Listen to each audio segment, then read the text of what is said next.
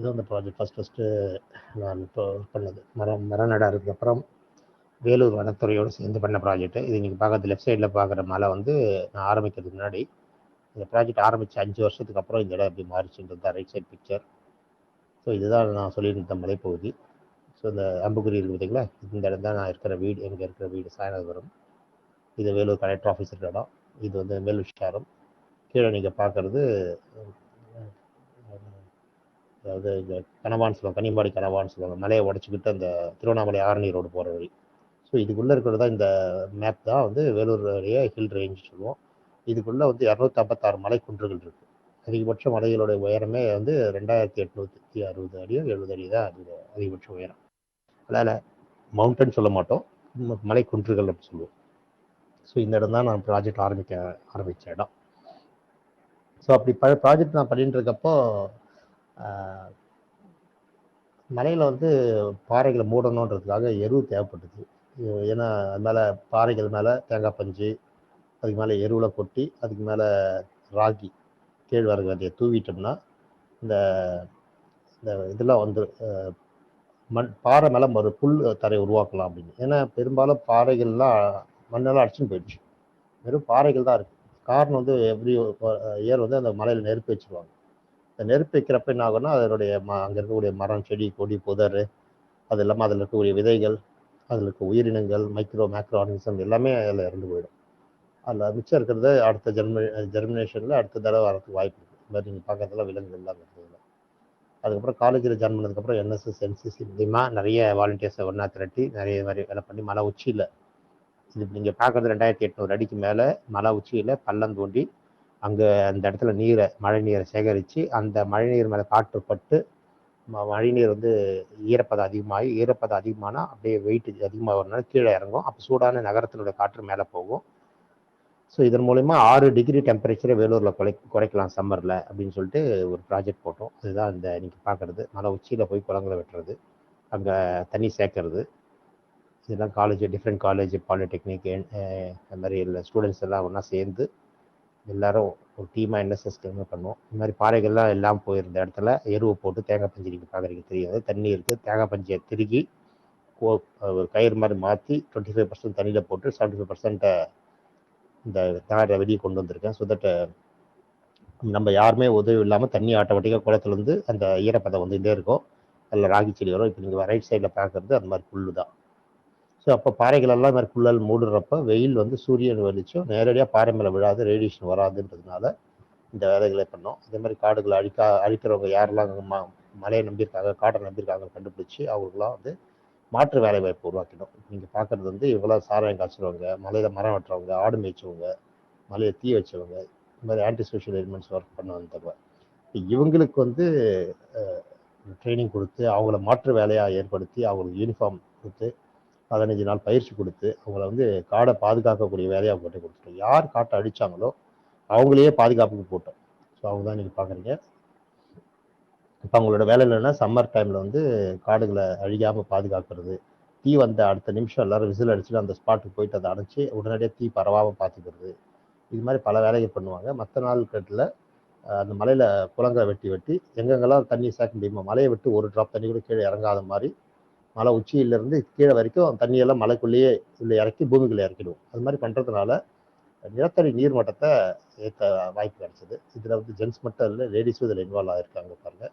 பெரும்பாலும் இந்த நாங்களாம் காடுகளை பாதுகாக்கிறதுக்காக காலையில் 6 மணிக்கு மலைக்கு போவாங்க பசங்க, சாயந்தரம் 6 மணிக்கு வந்துடுவாங்க. அதாவது வெயில் வெளிச்சம் வர்றப்ப மலாடி வாரத்தில் இருப்பாங்க, வெளிச்சம் குறையிறப்ப மலாடி வாரத்துலேருந்து இறங்கிடுவாங்க. இதுதான். ஆனால் நிறைய மரங்கள் வெட்டியிருக்காங்க. எப்படி வெட்டிச்சு? நாங்கள் காட்டுக்குள்ளே போகிறோம், பாதுகாக்கிறோம், ஆனால் நிறைய மரங்கள் காணாமல் போயிருக்கு அப்படின்னு யோசிக்கிறப்போ அப்போ தான் தெரிஞ்சது எங்களுக்கு முன்னாடியே லேடிஸ் வந்து மலைக்குள்ளே 3 மணிக்கு போய் 5 மணிக்கெல்லாம் மரத்தை வெட்டின்னு கீழே இறங்கிடுறாங்க.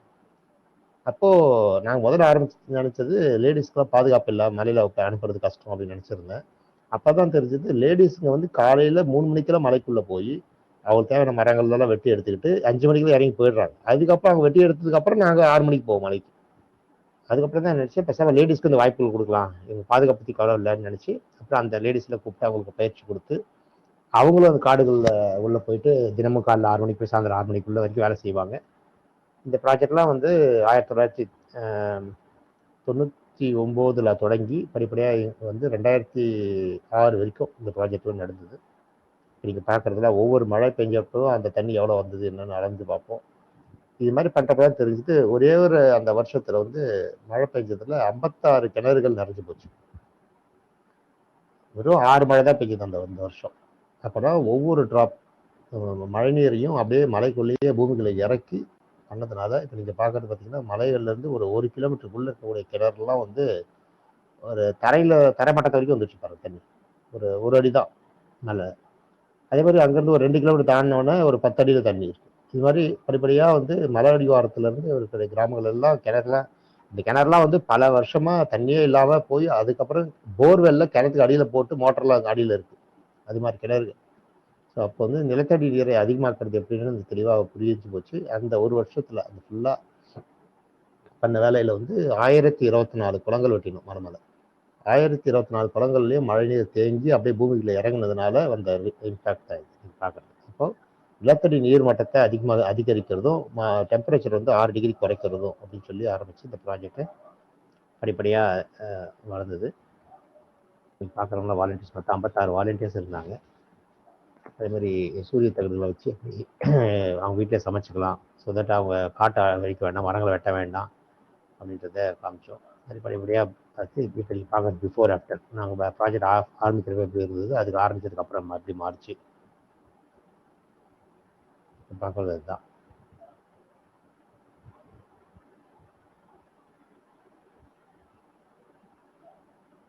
ஸோ இதெல்லாம் பிஃபோர் ஆஃப்டர் ஆரம்பிச்சதுக்கப்புறம் மாற்றங்கள் ஏற்பட்டது. இது மாதிரி இந்த ப்ராஜெக்ட் தான் முதல் ப்ராஜெக்ட் எனக்கு வேலூரில். 2வது ப்ராஜெக்ட் முதல் மரம் நடுற வேலை பண்ணேன். அதுக்கப்புறம் வேலூர் மலைகளில் ப்ராஜெக்ட் பண்ணேன். ஸோ இது மாதிரி பண்ணுறப்ப தான் வந்து எனக்கு பாறை மேலே பரப்பத்துக்கு எருவு தேவைப்பட்டு மக்கள்கிட்ட உங்கள் எருவெல்லாம் கொடுங்க, உங்கள் வீட்டில் இருக்கிற உங்கள் வீட்டில் தூக்கி போடுற காய்கறியெல்லாம் கொடுங்க, மக்க வச்சு எருவாக்கி நம்ம வேலூரோட வெப்பநிலை குறைக்கலாம்னு ஆரம்பித்த கேம்பெயின் தான் இந்த குப்பை எருவாக்கும் திட்டம்ன்றது. ஆரம்பத்தில் இந்த ப்ராஜெக்ட் வந்து 1997 ஆரம்பிக்கிறப்போ கார்பேஜ் கம்போஸ்டிங் ப்ராஜெக்ட், குப்பை எருவாக்குறோம் அப்படின்ற மாதிரி தான் பேரை வச்சு ஆரம்பித்தேன்.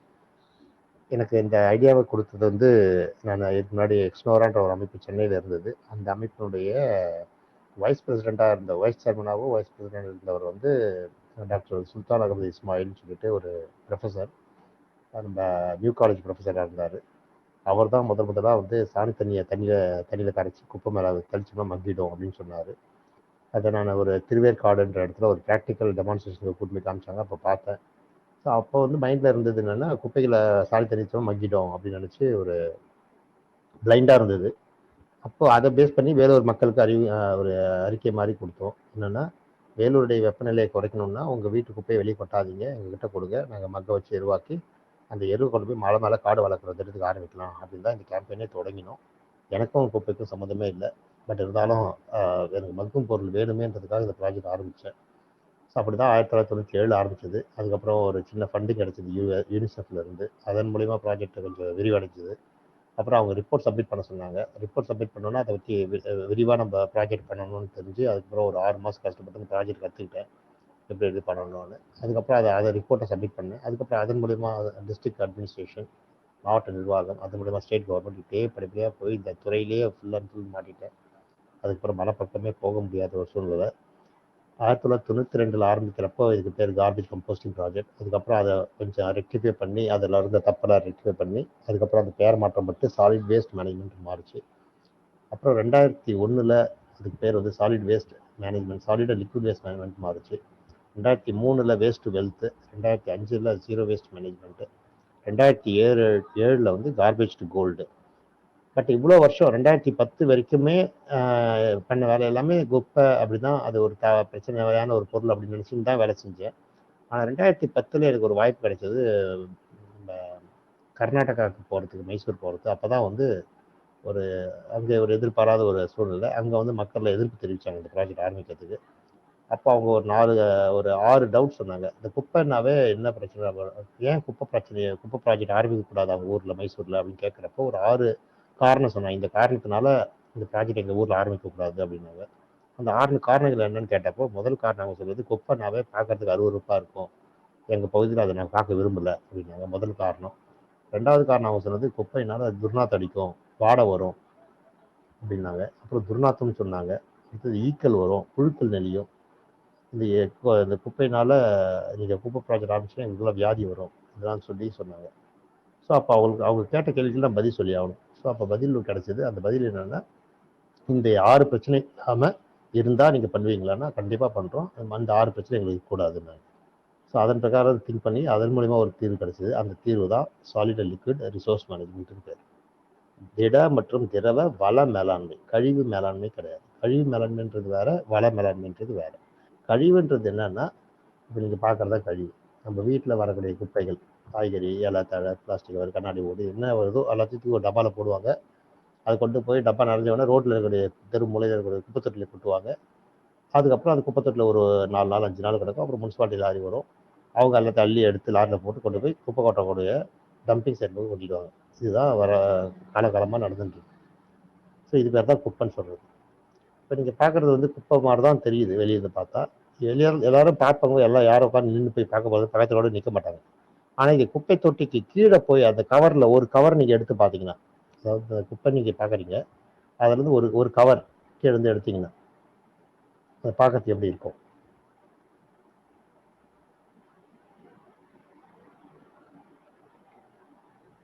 அதில் ஒரு குப்பையை எடுத்தீங்கன்னா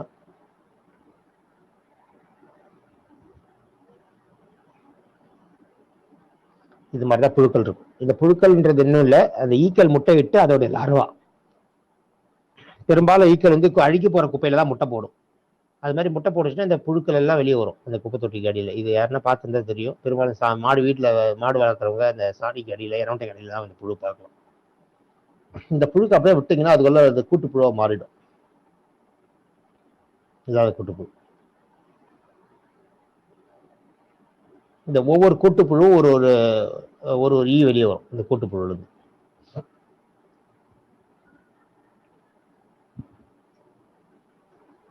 ஸோ அப்போனா ஈ உற்பத்தி ஆகுறதுன்றது என்னன்னா, இந்த குப்பையை எங்கெங்கெல்லாம் கொட்டுறீங்களோ அங்கெல்லாம் ஈ உற்பத்தி ஆகிடும். அப்படின்னா நம்ம ரோட்டில் வைக்கிற குப்பை தொட்டியெல்லாம் வந்து குப்பை தொட்டி கிடையாது, ஈ உற்பத்தி பண்ணுற ஃபேக்ட்ரி. இதுக்கு தான் தெரியாமல் நம்ம என்ன பண்ணுறோம், எல்லா நகராட்சிக்கிட்டே போய் சண்டை போட்டு எங்கள் தெருவில் குப்பை தொட்டி வைங்கன்னு கேட்டு கேட்டு குப்பை தொட்டி வச்சிருந்தாங்க. அது வைக்க என்ன ஆகுதுன்னா நம்மளுக்கே தெரியாது, இந்த குப்பை தொட்டி தான் ஈ உற்பத்தி ஆகிற ஃபேக்ட்ரி. இங்கேருந்து உற்பத்தி ஆகிற ஈ வந்து பக்கத்தில் இருக்கிற எல்லா வீட்டுக்கும் சப்ளை ஆகும் ரெகுலராக. ஸோ இது மாதிரி இந்த முதல் பிரச்சனை குப்பை அழுகி போகிறது, 2வது பிரச்சனை ஈக்கள் பிரச்சனை, 3வது பிரச்சனை இதை நம்பி இருக்கிற விலங்குகள், நிறைய விலங்குகள் வரும். அந்த விலங்குகள்னால வரக்கூடிய பிரச்சனைகள், இது மாதிரி வந்து தொடர்ந்து ஒரு பிரச்சனை 2 பிரச்சனையாகும், 2 பிரச்சனை 4 பிரச்சனையாகும். அப்படியே படந்து போய் கடைசியில் வந்து இன்ஃபினிட்டின்னு சொல்லுவோம். அதாவது முடிவே இல்லை. ஒன்ஸ் குப்பை ரோட்டுக்கு வந்துச்சு அப்படின்னு சொன்னால் அதை தொடர்ந்து வரக்கூடிய பல பிரச்சனைகள், ஒரு பிரச்சனை இன்னொரு பிரச்சனை லிங்க் ஆகினே போயிட்டே இருக்கும். அது எங்கே முடியும்னா முடியவே முடியாது. அப்போனா இந்த குப்பை பிரச்சனை தான் நம்மளுடைய நாட்டினுடைய வளர்ச்சிக்கு வந்து தடையாக இருக்குது. பேசிக் சானிடேஷன், இந்த குப்பை சாக்கடைன்னு சொல்லக்கூடியது, குப்பைனாலையும் சாக்கடைனாலையும் வரக்கூடிய ஈனாலையும் கொசுனாலையும் வரக்கூடிய வியாதிகள் வந்து மோர் தென் 60% வியாதிகள், மனுஷனுக்கு வரக்கூடிய 60% பெற்ற வியாதிகள் அதிகமாக வர்றதுக்கு காரணமே புவர் சானிடேஷன் தான். அந்த புவர் சானிடேஷன் வந்து இருக்கிற வரைக்கும் இந்தியா வந்து வளர்ச்சி அடைந்த நாடுன்னு சொல்லவே முடியாது. மெயின் காரணம் வந்து எப்பவுமே நம்ம சொல்லிக்கிற வேண்டியதான், இந்தியா வந்து வளரும் நாடு டெவலப்பிங் கண்ட்ரின்னு சொல்லிக்கலாம். ஆனால் வளர்ச்சின்றது நினச்சி கூட பார்க்க முடியாது. காரணம் வந்து பேசிக் சானிடேஷன் ரொம்ப ரொம்ப புவர். 3 காரணம் இந்தியா வளராததுக்கு காரணம். அதில் ஒரு முதல் காரணமே சானிடேஷன் தான். நிறைய பேர் சொல்லுவாங்க பாப்புலேஷன், இந்தியாவோட மக்கள் தொகை தான் அதிகம், அதனால தான் இந்தியா வளர்ச்சி இதில் பண்ண முடியுதுன்னு சொல்லுவாங்க. அது தவறு. ஏன்னா நம்மளோட அதிகமாக பாப்புலேஷன் இருக்க சைனா எங்கேயோ போயிட்டான். காரணம் வந்து அவன் பாப்புலேஷன் மட்டும் இல்லை, அவங்க கட்டுப்பாடுகள் சிஸ்டமோடு கொண்டு போனதுனால கொண்டு போயிட்டான். ஸோ நம்ம நாட்டில் வந்து சானிடேஷன் ரொம்ப ரொம்ப புவர் கண்டிஷன் இருக்கிறதுனால அது ஒரு மெயின் காரணம் இந்தியா வளராததுக்கு. 2வது காரணம் வந்து சரியான முறையில் திட்டமிடாது. ஏதோ செய்கிறோம், அதை வந்து ஃபாலோ பண்ணுறதுக்கு இல்லை. ஏதோ இந்த மாவட்ட நிர்வாகம் வரும், அவங்க ஒரு ப்ராஜெக்ட் பண்ணுவாங்க, இவர் டிரான்ஸ்ஃபர் ஆகி போனதுக்கப்புறம் அடுத்த வந்தவர் முதல்ல அதை க்ளோஸ் பண்ணிவிட்டு புதுசாக அவர் ஒரு புதுசாக திங்க் பண்ணுவார். இல்லைன்னா அவர் ஏற்கனவே செஞ்ச ப்ராஜெக்டை பற்றி அவருக்காக கவலைப்பட மாட்டார், அதை அப்படியே விட்டுருவார். ஸோ இது மூலமா எவ்வளோ பணங்கள் செலவு பண்ணி ஒரு திட்டத்தை உருவாக்குனதுக்கப்புறம் அடுத்து வரக்கூடிய மாவட்ட நிர்வாகம் அதை பற்றி கண்டுக்காமல், அடுத்து வரக்கூடிய டிபார்ட்மெண்ட், முனிசிபாலிட்டி, பேரூராட்சி எது வேணாலும் இருக்கும், அவங்க வந்து அதை பற்றி கண்டுக்காமல் அதை க்ளோஸ் பண்ணிட்டு போயிடுவாங்க. ஸோ அப்போ வந்து ஒவ்வொரு தடவையும் கஷ்டப்பட்டு உருவாகிற ப்ராஜெக்ட் வந்து வீணாக போகும். அதனால மக்களுடைய நம்பிக்கை அவங்க இழந்துருவாங்க. மக்கள் நம்பிக்கை எழுந்துட்டாங்கன்னா ஒத்துழைப்பு கொடுக்க மாட்டாங்க.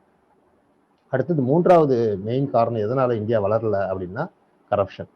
எல்லா துறையிலும் கரப்ஷன் வருது. எங்க போய் நம்ம டெவலப்மெண்ட் பத்தி யோசிச்சு திங்க் பண்ணாலும் அங்க வந்து கரப்ஷன் வந்து பிளாக் ஆகி நிற்குது.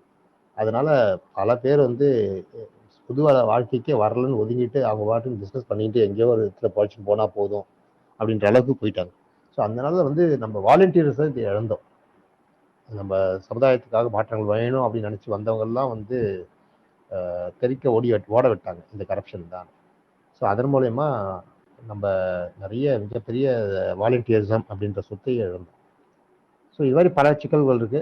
கடைசியில் அந்த குப்பைகள் வந்து பார்த்தீங்கன்னா நீங்கள் பார்க்குறதா இப்போ நீங்கள் அந்த குப்பைகள் எல்லாம் டம்பிங் சைட் வந்துருக்குது. டம்பிங் சைட் நம்ம தமிழ்நாட்டை பொறுத்தவரைக்கும் டம்பிங் சைட்னா பக்கத்தில் இருக்க ஏரி, குளம், குட்டை, ரயில்வே தண்டவாளம், சுடுகாடு, அதுக்கப்புறம் வந்து நம்ம ஏமாந்து போன பக்கத்தில் இருக்க கிராமங்கள் அங்கெல்லாமே கொட்டிட்டு வந்துடுவாங்க. அது கொட்டிட்டு மட்டும் வர மாட்டாங்க, தீ வச்சு கொளுத்திட்டு வந்துடுவாங்க. ஸோ இது மாதிரி போகிறதுனால என்னன்னா பொல்யூஷன் ஒரு பக்கம் நம்ம ரிசோர்ஸை இழந்தோம். அதனால் வரக்கூடிய soil pollution, ground water pollution, surface water pollution, air pollution மாதிரி சொல்லிட்டே போகலாம் பாதிப்பு. ஸோ இப்போ நீங்கள் பார்க்கறதுல ஒவ்வொரு பாதிப்பு. அது மட்டும் இல்லாமல் கிணத்துல போய் குப்பை கொட்டிச்சிருப்பாங்க. அதாவது எங்கெங்கன்னா திறந்த கிணறு இருக்கும், பாதுகாப்பு இல்லாத அரசாங்க கிணறு இருக்கும், ஓப்பனில் இருக்க கிணறு இருந்தால் அதில் கொண்டு போய் குப்பையை கொட்டிடுவாங்க. இந்த மாதிரி நம்ம குப்பை கொட்டியே இப்படி மூடிடுவாங்க. அதே மாதிரி மாடுகள்லாம் வந்து இந்த குப்பைகளை தின்னு, பிளாஸ்டிக் கவர்லாம் தின்னு அது வயிறு ஃபுல்லாக பிளாஸ்டிக் கவரே பேக் ஆகிட்டு இருக்கும். உதாரணத்துக்கு பார்த்தீங்கன்னா தெரியும். காரணம் என்ன, அந்த நம்ம குப்பையை தூக்கி போடுறப்ப இந்த கேரி பேக்கில் மூட்டை கட்டி போடுவோம். அந்த கேரி பேக்கில் மூட்டை கட்டி போடுறப்ப இந்த காய்கறி வந்து வாசனை பிளாஸ்டிக் கவரில் வரும். பெரும்பாலும் இந்த மாடுகள் வந்து அதோட உணவை வந்து வாசனை உணவாக தான் கண்டுபிடிக்கும். உதாரணத்துக்கு இப்போ மூக்கு கொண்டு போய் வச்சுதுன்னா காய்கறி வாசனை வந்ததுன்னா மூளை சொல்லும் இது வந்து நீ சாப்பிட்ற பொருள் தான், வாய் தரேன்னா வாய் திறந்துடும். இது மாதிரி காய்கறி சாப்பாடெல்லாம் தூக்கி இது மாதிரி போட்டிங்கன்னா இது என்ன சாப்பாடு வாசனை வந்து மாடு அட்ராக்ட் பண்ணும். மாடு சாப்பிட்ற பொருள் நினச்சிட்டு பிளாஸ்டிக் கவர் சேர்ந்து சாப்பிடணும். ஏன்னா இந்த காய்கறியெல்லாம் பிளாஸ்டிக் கவரில் போட்டு வச்சிருக்கிறனாலையும் உணவு பேக்கெட்டில் இந்த சாப்பாடு, சாம்பார், ரசம், கூட்டு பொரியல் எல்லாம் பிளாஸ்டிக் கவரில் போட்டு வச்சதுனால அந்த பிளாஸ்டிக் கவரும் இந்த காய்கறி வாசனை வரும். அப்போ இந்த மாடுகள் என்ன பண்ணுது, இந்த பிளாஸ்டிக் கவரை சாப்பிட்ற பொருள் நினச்சி சாப்பிடுது. இந்த மாதிரி சாப்பிட்றப்போ அந்த வயிறு ஃபுல்லாக பிளாஸ்டிக் கவர்களால் வச்சு சாகுது. இது மாதிரி தமிழ்நாடு மட்டும் இல்லை, இந்தியா முழுக்க எங்கெங்கெல்லாம் மாடுகள் ரோட்டில் சுற்றுதோ எல்லா மாடு வயிற்றுலையும் குறைஞ்சது 10 கிலோலேருந்து 85 கிலோ வரைக்கும் பிளாஸ்டிக் கவர்கள் இருக்குது ஒவ்வொரு மாட்டோட வயிற்றுலையும். இந்த மாடுகள்லாம் அந்தந்த காலகட்டத்தில் அப்படி இப்படி அங்கங்கே இறந்து போகுது, அதை அவங்க டிஸ்போஸ் பண்ணிடுறாங்க. யாருக்கும் தெரியல அந்த மாடுகள் எதனால் இறந்தது, யார் காரணம், அதெல்லாம் தெரியாமையே போயிடுது. அதை பற்றி யாரும் கண்டுக்கவும் இல்லை இவ்வளோ காலமாக. உதாரணத்துக்கு பார்த்தீங்கன்னா இது ஒரு இடம்,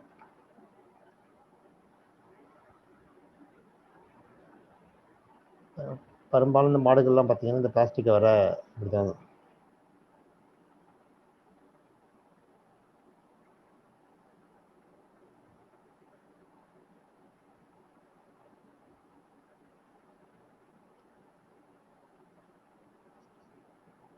ஸோ இப்போ நீங்கள் பார்க்குற மாடு வந்து இந்த மாடு பார்த்தீங்கன்னா தெரியும். அந்த மாடு வந்து பெரிய பிளாஸ்டிக் கவர் சாப்பிடுது. என்னன்னா அந்த டைனிங் டேபிள் மேலே, கல்யாணத்தில் டைனிங் டேபிள் மேலே போட்ட பிளாஸ்டிக் கவர், அப்போ டைனிங் டேபிள் மேலே சாம்பார் ரசம் போட்டுருந்தாங்கன்னா அந்த வாசனை அந்த பட்டுடுச்சு. அந்த வாசனை வந்து இந்த மாடு சாப்பிட வைக்குது. இந்த மாடு அந்த வாசனைக்கு நம்ம சாப்பிடணும்னு நினச்சி சாப்பிட்டு. அதே மாதிரி இந்த ரோட்ல குப்பை தடி வச்சிருக்காங்க பாருங்க, மூக்கை வைக்குது. இங்க ஒரு கருப்பு பிளாஸ்டிக் கவர் இருக்கு, அந்த கருப்பு பிளாஸ்டிக் கவர் அப்படியே வயிற்றுக்குள்ள போகுது.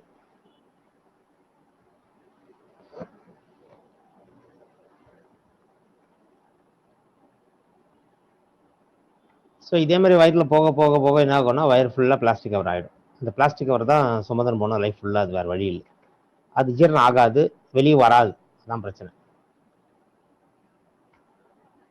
ஸோ இதே மாதிரி அது இருக்கணும். இதுலேயே பால் கறக்கும், அந்த பால் கெமிக்கல் கண்டாமினேஷன் ஆகும். ஸோ இதே மாதிரி போயிட்டு ஒரு ஸ்டேஜில் என்ன ஆகும்னா இந்த மாடோட வயிறு ஃபுல்லாக பிளாஸ்டிக் கவர் ஆகிடும். இது மாடோட வயிறு ஃபுல்லாக இப்போ இருக்குது இன்னைக்கு பார்க்கறது பிளாஸ்டிக் கவர் தான்.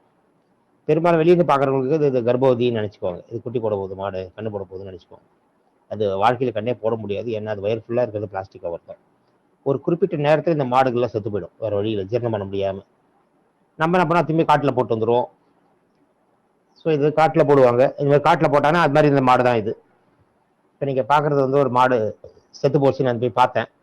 அது எதனால் இறந்தது பார்த்தேன். 2 மாதம் மேலே செத்துது. ஏற்கனவே டீகம்போஸ் ஆகி மக்கி போயிருக்கு. நேரத்தூர்னு தான் அது வயிறு ஃபுல்லாக பிளாஸ்டிக் கவர் இருந்தது. ஸோ அதுக்கப்புறம் தான் எல்லா மாடுகளும் இறந்து போன எல்லா மாடும் ஸ்டடி பண்ணதில் 129 மாடுகள் அங்கே இருந்திருக்கு. அங்கே 129 இடத்துலையும் போய் ஸ்டடி பண்ணப்போ எல்லா மாடு வைத்தியம் பிளாஸ்டிக் வருது. ஸோ இது மாதிரி ஒவ்வொரு மாடுகள்லையும் அந்த இறந்து போன மாடு கண்ணுக்குட்டி எல்லா வயிற்றுலையும் போய் செக் பண்ணுறப்போ எல்லாத்துலேயும் வயிற்றில் பிளாஸ்டிக் கவர் பார்க்க முடியுது. இந்த மாதிரி பிளாஸ்டிக் கவர்கள் இருந்தது தான் இதோடைய பிரச்சனைகளோட டெப்த் என்னன்னு தெரிஞ்சுது. அப்புறம் படிப்படியாக இந்த பிளாஸ்டிக் கவர்களை பற்றி அவேர்னஸ் கொண்டு வந்தோம். அப்புறம் மக்கள் மத்தியில் இதை ஒரு பெரிய விஷயமா கொண்டு வந்து பேச ஆரம்பிச்சுதாங்க. ஸோ இது அப்படியே பெருசாக போச்சு. இது மாடு ஒரு பக்கம். இதே மாதிரி பறவைகளும் அதே மாதிரி தான். பெரும்பாலும் பறவைகளில் வந்து அது நிறத்தை வச்சு கண்டுபிடிக்காங்க உணவை. நம்ம தூக்கி போடுற குப்பையை பிளாஸ்டிக் கவர் சாப்பிட்டுட்டு பாருங்க, அந்த ஒரு பறவையோட வயிற்றுல என்னென்ன குப்பை இருக்கு. நம்ம என்னென்னலாம் வந்து டெவலப்மெண்ட் ஸ்டேஜில் கண்டுபிடிச்சோமோ அதுக்கப்புறம் கண்டுபிடிச்சு பயன்படுத்தணும். பயன்படுத்துக்கு அப்புறம் எப்படி டிஸ்போஸ் பண்ணணும்னு நமக்கு தெரியல. அது தெரியாத நேரத்துக்கு வெளியே தூக்கி போட்டோம். அது மாதிரி வெளியே தூக்கி போட்டதுனால அந்த பாதிப்பு இதுதான் பறவைகள் விழுது. ஸோ இது மாதிரி அடுக்கடுக்காக சொல்லிகிட்டே போகலாம் அந்த குப்பைகளை பற்றி.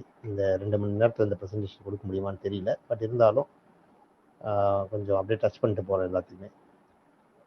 ஸோ இந்த இது மூலயமா இந்த மாடுகள் இறக்கிறது, அது மூலயமா பால் கண்டாமினேஷன் ஆகிறது, நம்ம அந்த பாலை எடுத்து குழந்தைங்களுக்கு கொடுக்கறது, இது மாதிரி பல பிரச்சனைகள் எப்படியே போகுது. நீங்கள் பார்க்குறீங்க, தண்ணி குப்பை கொட்டி வெளியே கொட்டிடுறாங்க. மழைநீர் போகக்கூடிய கால்வால நம்ம மக்கள் குப்பையும் கொட்டிட்டாங்க, சாக்கடையும் தள்ளிட்டாங்க. அதில் இப்போ அதிலலாம் சாக்கடை தண்ணி குப்பையில் வரவே பன்றிகள் அங்கே தான் வந்து செட்டில் ஆயிடுச்சு. அந்த பன்றிகள் அங்கே தான் இருக்குது, தண்ணியும் தேங்குது. தண்ணியில் இருக்கக்கூடிய சர்ஃபேஸில் கொசுக்கள்லாம் நிறைய முட்டையிடுது, கொசுக்கள் உற்பத்தி ஆகுது. இந்த கொசுக்கள் அந்த பன்றியை கடிக்குது. அந்த பன்றியை கடித்த கொசு மனுஷனுக்கு கடிச்சதுன்னா மூளை காய்ச்சல் வருது. ஸோ அப்படி தான் மூளை காய்ச்சல்ன்றது வருது. நம்ம வந்து நம்மளே நம்ம வியாதிகள் தேடிக்கிறோம். நம்மளாம் 6 அறிவுன்னு சொல்லிக்கிறோம், ஆனால் நம்ம அதை பற்றி கவலைப்படுறது, அதை பற்றி யோசிக்கிறது. ஏற்கனவே சொன்ன மாதிரி 60% வியாதிகள், மனுஷனுக்கு வரக்கூடிய வியாதிகள் எதனால வருதுன்னா குப்பையினாலும் சாக்கடையினால மட்டும்தான் வருது. இந்த குப்பையும் சாக்கடையும் இல்லை அப்படின்னு சொன்னால் மனுஷனுக்கு வரக்கூடிய 60% வியாதிகள் வராது. அது மட்டும் இல்லை, மூளை காய்ச்சல் இது மாதிரி வியாதிகள்லாம் குழந்தைகளுக்கு ஈஸியாக அட்ராக்ட் பண்ணிடும். அதாவது உலகத்திலுடைய இந்த யூனிசெஃபோடைய நிறுவனத்துடைய ஒரு ஒரு ரிப்போர்ட்டோட சொல்லுது. அந்த ரிப்போர்ட்ல என்ன சொல்றாங்க அப்படின்னா,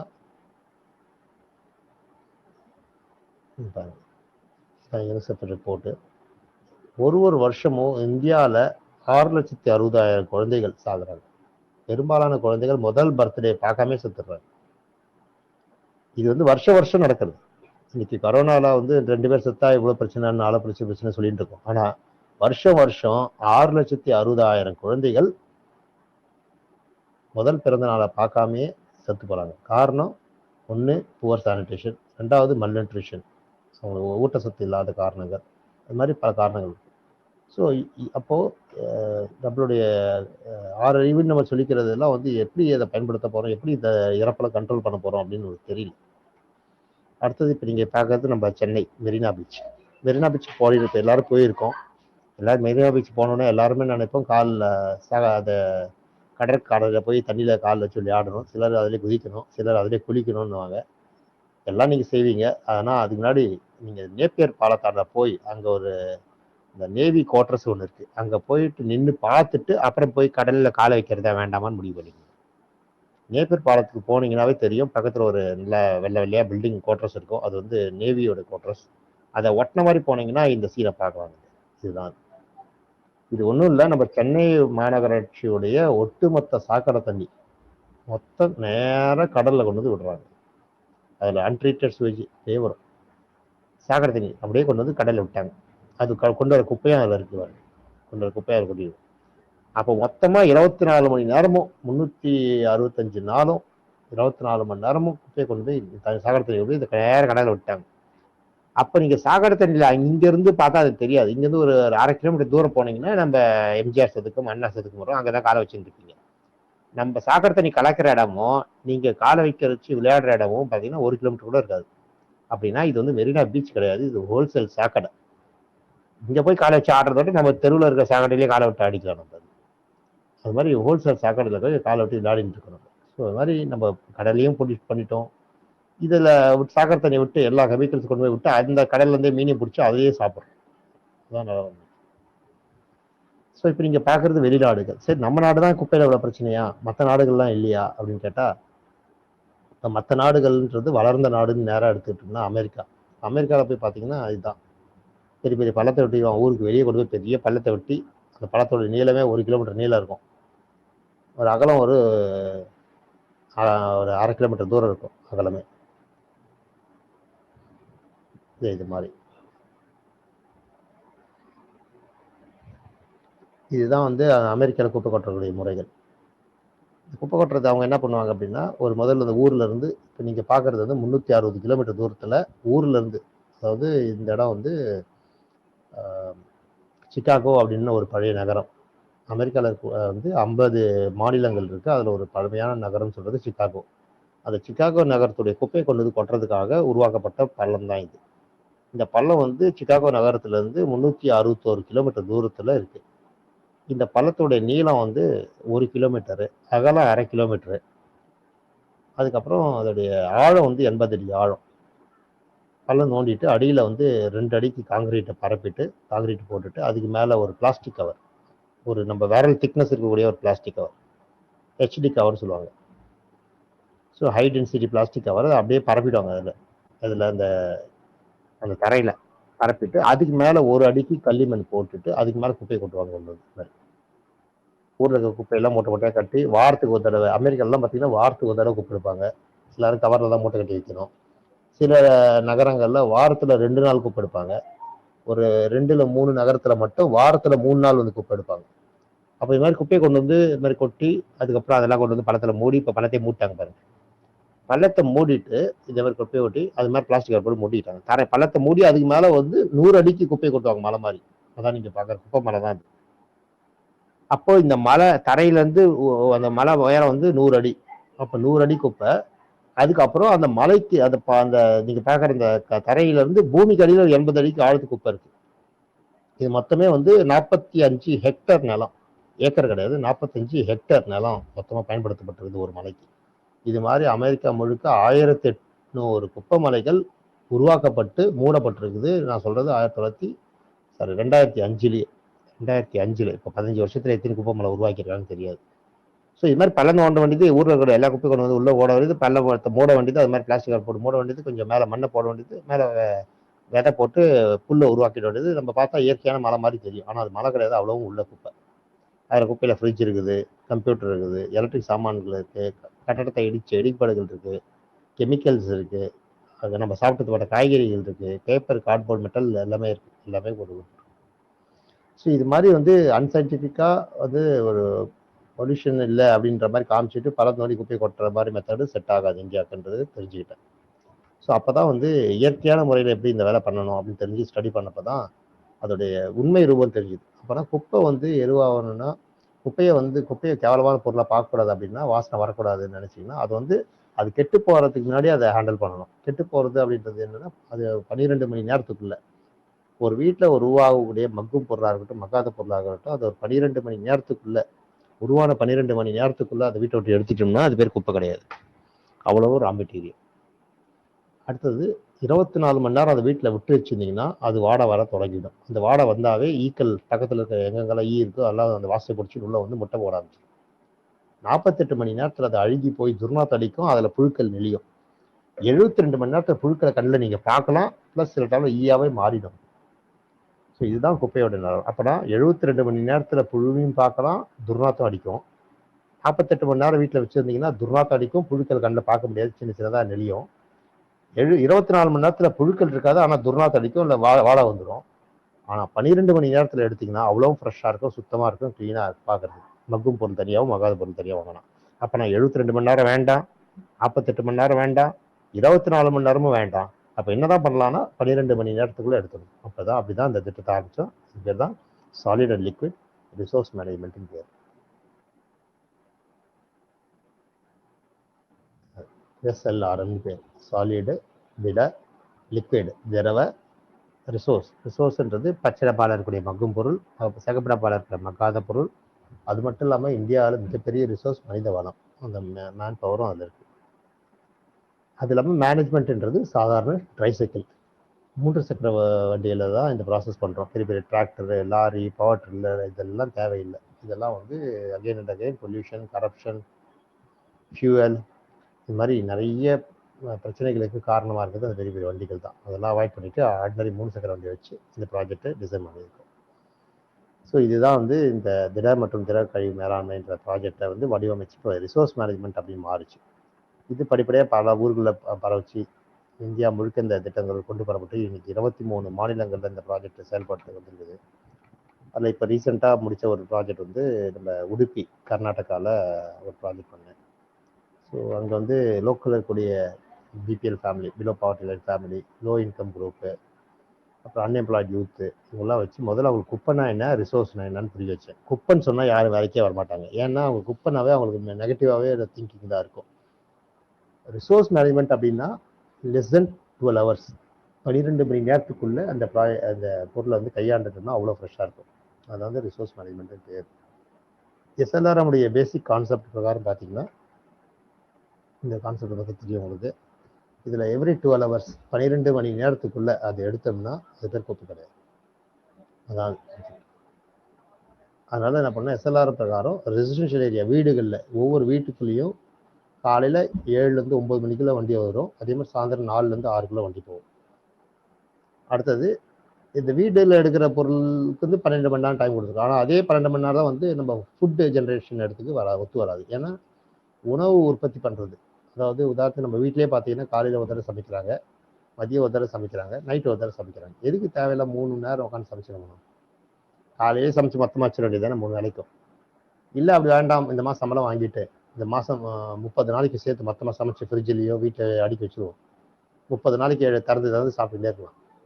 ஸோ இதெல்லாம் சாத்தியம் இல்லை. காரணம் என்னென்னா, சயின்டிஃபிக்காக பேசணுன்னா உணவு சமைச்சதுக்கப்புறம் 6 மணி நேரத்துக்குள்ளே அதை சாப்பிடணும். 6 மணி நேரத்துக்கு மேலே வச்சுருந்தோம்னா அது டீகம்போஸ் ஆக தொடங்கிடும். அப்போ நான் அதே 6 மணி நேரத்துலேயே நம்ம கனெக்ஷன் பண்ணுற சிஸ்டத்தை கொண்டு வந்துட்டோம். அப்போ உணவு உற்பத்தி பண்ணுற இடங்கள் எது?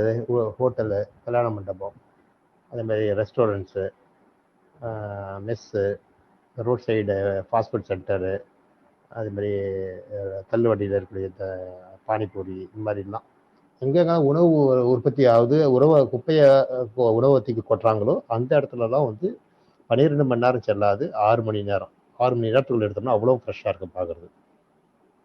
அடுத்தது பல்க் ஜென்ரேட்டர்ஸ். பல்க் ஜென்ரேட்டர்ஸ் அப்படின்றது என்னன்னா, காய்கறி மார்க்கெட்டு, உழவர் சந்தை, வார சந்தை, தினசந்தை, சென்னை மாநகராட்சியில் இருக்கிற கோயம்பேடு மார்க்கெட் மாதிரி மிகப்பெரிய சந்தைகள், இது மாதிரி மண்டிகை, இது மாதிரி இடத்துல வாழை மண்டி, பூ மண்டி, தேங்காய் மண்டி, பழமண்டி, இங்கெல்லாம் பார்த்தீங்கன்னா 4 மணி நேரத்துக்குள்ளே பார்த்தீங்கன்னா ஒரு லாரி லோடாக வரும் குப்பைகள் பொருட்கள் உருவாகும். அப்போ 4 மணி நேரத்துலேயே லோடு உருவாகுன்னா நீங்கள் எப்போ பச்சை டப்பா சேகப்பெல்லாம் கொடுத்துட்டு பண்ண முடியும்? அப்போது டைம் வந்து 4 மணி நேரத்துக்குள்ள எடுத்தோம்னா அவ்வளோத்தையும் எடுத்துடலாம். அப்போ பல்க் ஜென்ரேட்டர்ஸ் அப்படின்னு சொல்லக்கூடிய இவங்களாம் வந்து 4 மணி நேரத்தில் எடுத்துடணும். அடுத்தது கடைசியாக வந்து 3 மணி நேரத்தில் எடுக்க வேண்டிய இடம் வந்து நான் வெஜிடேரியன், மாமிச கழிவுகள், மீன் மார்க்கெட்டாக இருக்கலாம், கோழி மார்க்கெட்டாக இருக்கலாம், இந்த ஸ்லாட்டர் ஹவுஸ்ன்னு சொல்லக்கூடிய இந்த ஆட்டு தொட்டி, இந்த மாடு வெட்டக்கூடிய இடங்கள், இது மாதிரி இடங்கள்லாம் வந்து மாமிச கழிவுகள் அதிகமாக வரும். அங்கெல்லாம் வந்து 3 மணி நேரத்துக்கு மேலே அந்த பொருள் அங்கே இருக்கக்கூடாது. அப்புறம் டீகம்போஸ் தொடங்கிடும்.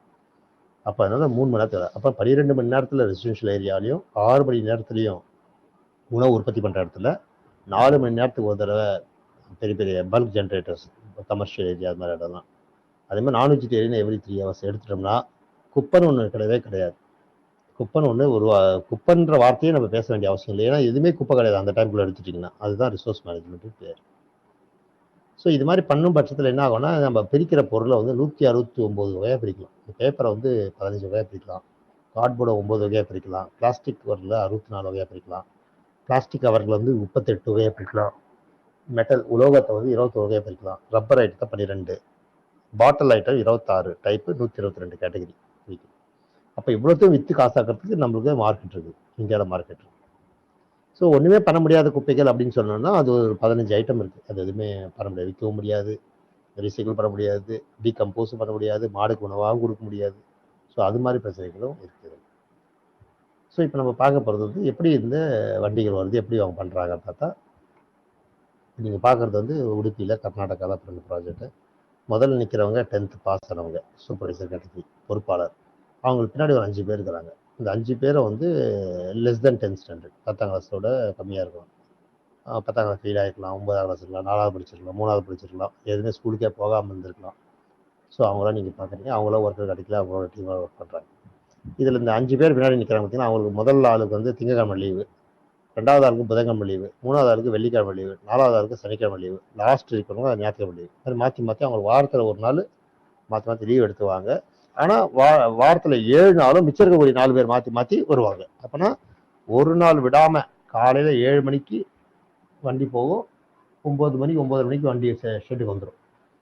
அதே மாதிரி ஈவினிங் அதே வீட்டுக்கு மறுபடியும் சாயந்தரமும் அதே வீட்டுக்கு சாயந்தரம் 4 மணிக்கு போவோம். 5:30 6 மணி 6:30 மணிக்கெல்லாம் திரும்ப வண்டி வந்துடும்.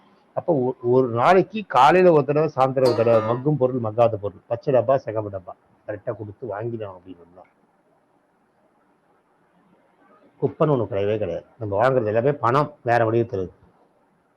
ஸோ நீங்கள் பார்க்குறீங்க வண்டி, இந்த வண்டியில் பச்சை டப்பா சிகப்பு டப்பா இருக்குது. அதை கொண்டு போய் வீடு வீடாக கொடுக்குறோம். ஒவ்வொரு வீட்டுக்கும் பச்சை டப்பா சிகப்பு டப்பா கொடுத்து விலக சொல்கிறோம்.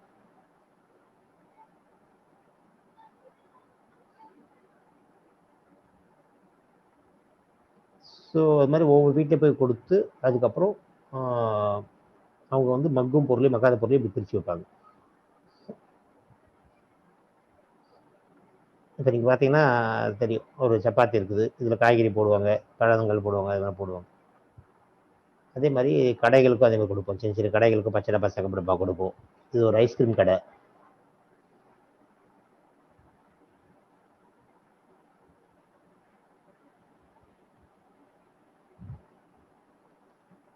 அது மாதிரி கொடுத்து பிரித்து வச்சுருவாங்க. அதுக்கப்புறம் நாங்கள் என்ன பண்ணுவோம், இந்த வண்டி டெய்லி காலையில் 7 மணிக்கு வண்டி கிளம்பும். பச்சை டப்பா பொருட்களை பச்சை பெட்டிலையும் சிகப்பு டப்பா பொருட்களை சிகப்பு பெட்டிலையும் வாங்கி கொட்டிக்குவாங்க. இப்போ இன்னைக்கு பார்க்குறது இந்த வண்டி அங்கே காலையில் வண்டி வருது.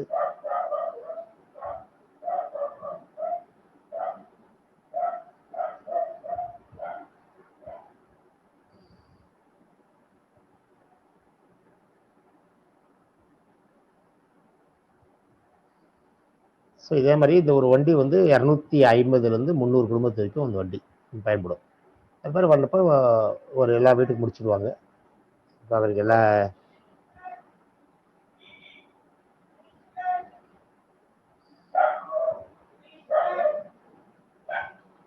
ஸோ இதெல்லாம் முடிச்சாச்சு. முதல் நாள் மட்டும் இந்த வண்டி வர்றப்போ முதல் நாள் ஒரு சின்னதாக ஒரு பூஜை போடுவோம். ஏன்னா இதில் இருக்கிறது பேர் குப்பை கிடையாது. நீங்கள் பார்க்குறது வந்து ஒரு மென்டல் பிளாக் மக்கள் மத்தியிலேருந்து எடுக்கிறதுக்காக பண்ணுற விஷயம். எந்த காரணத்தை மட்டும் அந்த வண்டியில் இருக்கிறது பேர் குப்பை கிடையாது. காரணம் வந்து அவ்வளோ பணம் வேற வடிவத்தில் இருக்குது. ஆட்டைப்பட்டி, பேப்பர், பிளாஸ்டிக் எல்லாமே ஃபேக்ட்ரிக்கு போக வேண்டிய பொருள். ஆனால் முன்னாடி வந்து அழுகி போய் நாத்தடிச்சு எல்லாம் மேலே கலந்து போய் மக்கும் பொருள் மக்காத பொருளை கலந்து ஊறி போய் நாத்தடிச்சு புழுக்கள் நெளிஞ்சு இவ்வளோ இருந்ததால அது குப்பையை போய் கொட்டணும். இப்போ அப்படி கிடையாது. ஃப்ரெஷ்ஷாக கலெக்ட் பண்ணுறோம், ஃப்ரெஷ்ஷாக ஹேண்டில் பண்ணுறோம். அதே ஊர்லேயே ஹேண்டில் பண்ணுறோம், ஊருக்கு வெளியே கொண்டு போகிறது. அதனால் முதல் நாள் வரப்போ அதை வந்து வண்டியை வந்து கற்பூர தீபாவளி காமிக்கிறது காரணம் என்னன்னா அது உள்ள இருக்கிறதெல்லாம் பணம். பணம்னா லக்ஷ்மி. அப்போ லக்ஷ்மியை முதல் நாள் வீட்டுக்கு உள்ள வர சொல்லி அதை ஒரு வரவேற்பு கொடுக்குறோம். வேற ஒன்று.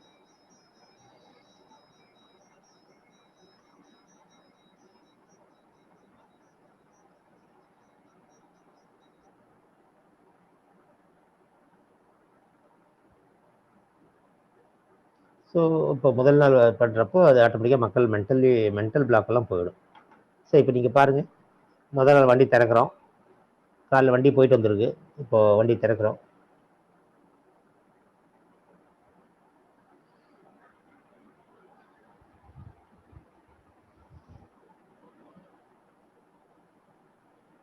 ஸோ இது மக்கும் பொருள் மக்காத பொருள் தனித்தனியாக பிரித்து கொடுத்துருக்காங்க மக்கள். இப்போ வந்து பின்னாடி பக்கம் கதவு இருக்குது, அந்த கதவு வழியாக திறக்கிறோம். இப்போ நீங்கள் பார்க்குறது வந்து பின்னாடி பக்கம் மக்காத பொருட்கள், இன்ஆர்கானிக் ஐட்டம் அதெல்லாம் வெளியே எடுக்கிறாங்க.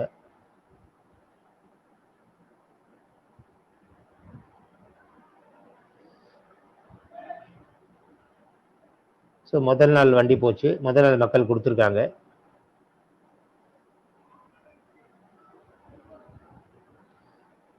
ஸோ அன்றைக்கி சாயந்தரம் மறுபடியும் வண்டி போச்சு. வண்டி பார்த்தீங்கன்னா வண்டி ஃபுல்லாகிடுச்சு.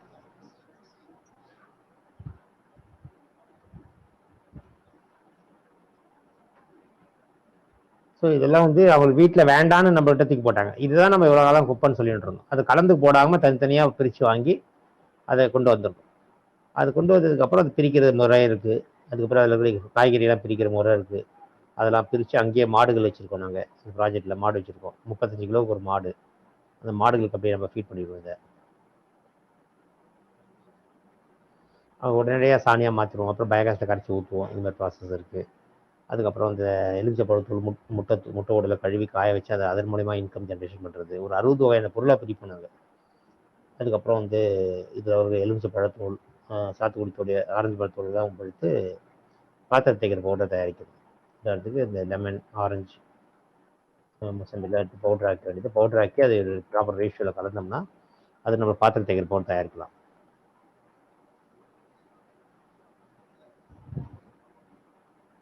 அதே மாதிரி இந்த டாய்லெட் கிளீனிங் பவுடர், இந்த மாதிரி நிறைய விஷயங்கள் இதில் வந்து தயாரிக்க முடியும். அதுக்கப்புறம் வந்து இந்த அட்டைப்பட்டி, பேப்பர், பிளாஸ்டிக் எல்லாம் பிரிக்கிறதுக்கு இந்த மாதிரி ஒரு அமைப்பு, இந்த டப்ஸ் அடுக்கிட்டு அன்றைக்கி வந்த காய்கறியெல்லாம் கரெக்டாக தரம் பிரிக்கிறது, இந்த பேப்பர் பிளாஸ்டிக் தரம் பிரிக்கிறது, இதெல்லாம் ஒரு சயின்டிஃபிக்கான முறை. ஸோ அதுக்கு வந்து நம்ம பயன்படுத்துறது எல்லாமே ட்ரைசைக்கிள் தான். இது மாதிரி 200 வீட்டுக்கு தகுந்த மாதிரி ட்ரைசைக்கிள், 150 வீட்டுக்கு தகுந்த மாதிரி ட்ரைசைக்கிள் இருக்குது, 300 வீட்டுக்கு தகுந்த மாதிரி ட்ரைசைக்கிள் இருக்குது. ஸோ இதெல்லாம் வந்து மேனுவலாக போகிறதுனால டீசல், பெட்ரோல், புகையெல்லாம் இருக்காது. ஸோ அதுக்கப்புறம் மாதம் ஒரு தடவை எல்லோரும் ஒன்றா சேர்ந்து அதில் கூடிய பிளாஸ்டிக் லேபிள், அந்த லேபிள் எடுத்து அந்த பிளாஸ்டிக் பெட் பாட்டில் பிரிக்கிறது. பிளாஸ்டிக் 69 வகையாக பிரிப்பாங்க.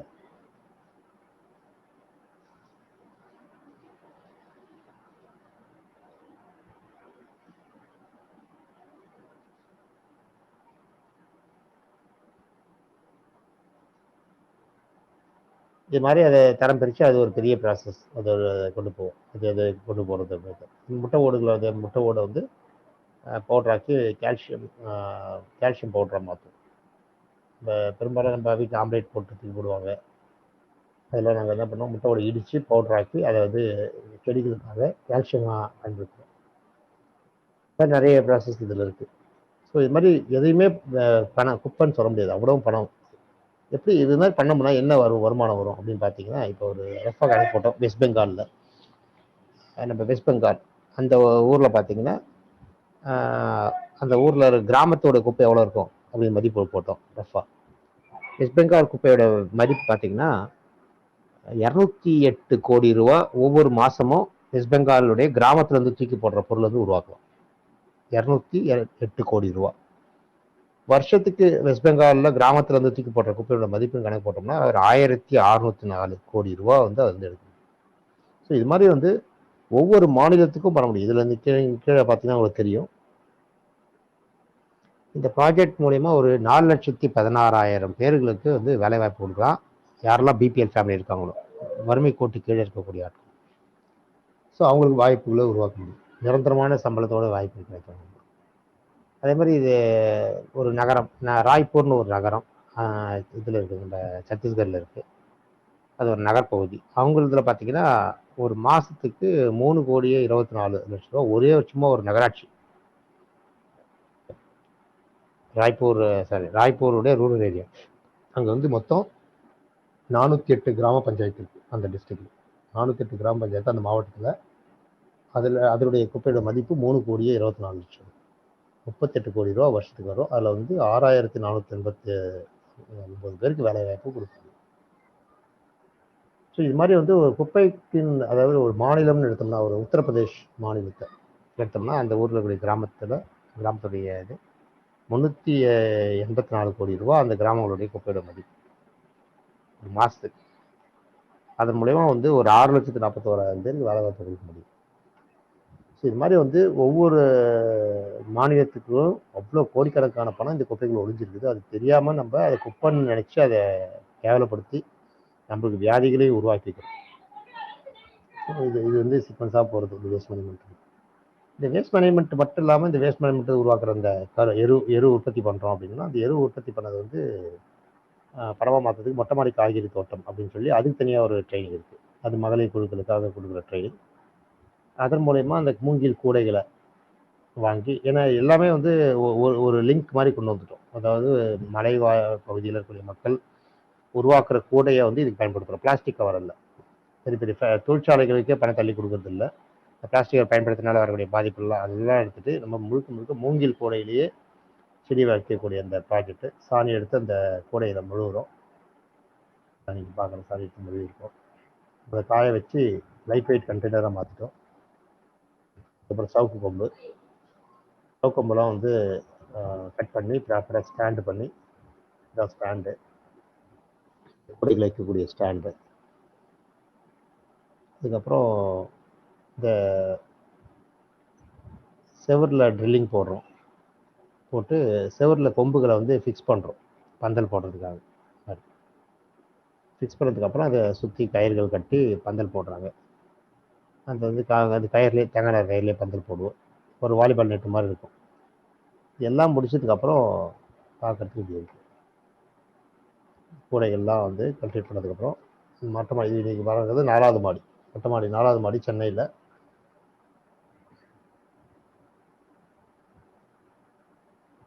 சுற்றி பந்தல் போடப்பட்டிருக்கு. அதுக்கப்புறம் கூடைகள் வைக்கப்பட்டிருக்கு.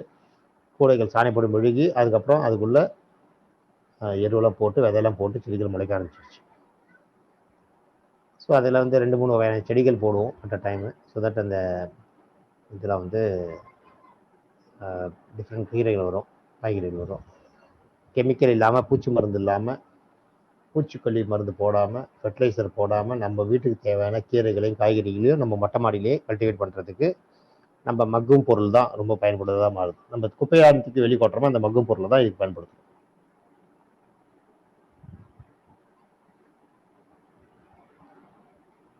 ஸோ இப்போ நீங்கள் பார்க்குறதுல வந்து நம்ம தமிழ்நாட்டில் இருக்கக்கூடிய பல கீரை வகைகள் அதில் இருக்குது.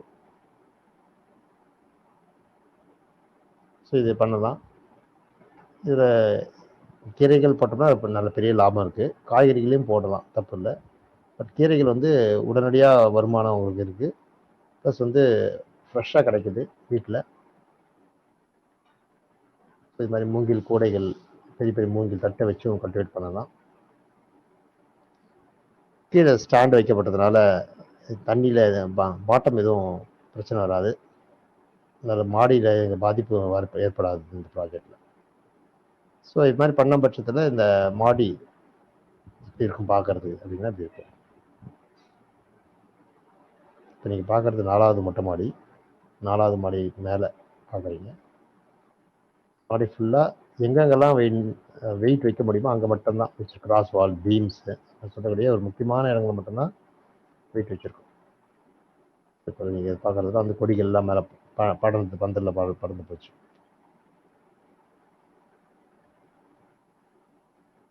அப்போ வந்து என்னென்னா நம்ம தேவையான காய்கறிகளையும் கீரைகளையும் நம்ம மொட்டை மாடியிலேயே கல்டிவேட் பண்ண முடியும். அது மட்டும் இல்லை, மற்ற செடிகளையும் போடலாம்.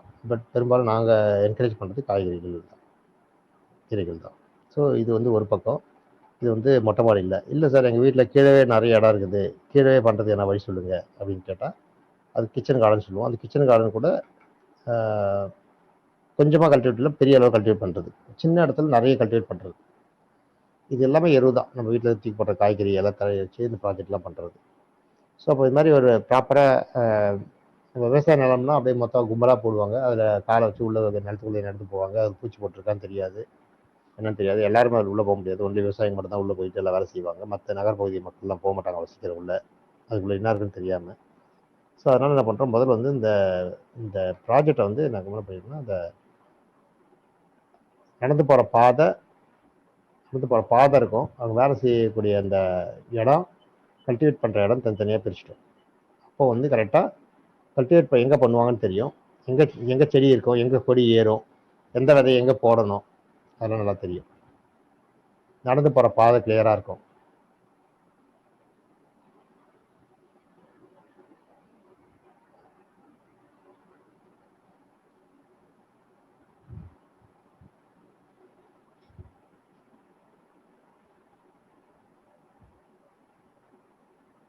ஸோ அப்போ இது மாதிரி பண்ணுறப்போ அது நல்லா பர்ஃபெக்டாக ஆகிடும். கொடிகள்லாம் நல்லா அந்த இதில் டெவலப் ஆகும். பார்த்திங்கன்னா அந்த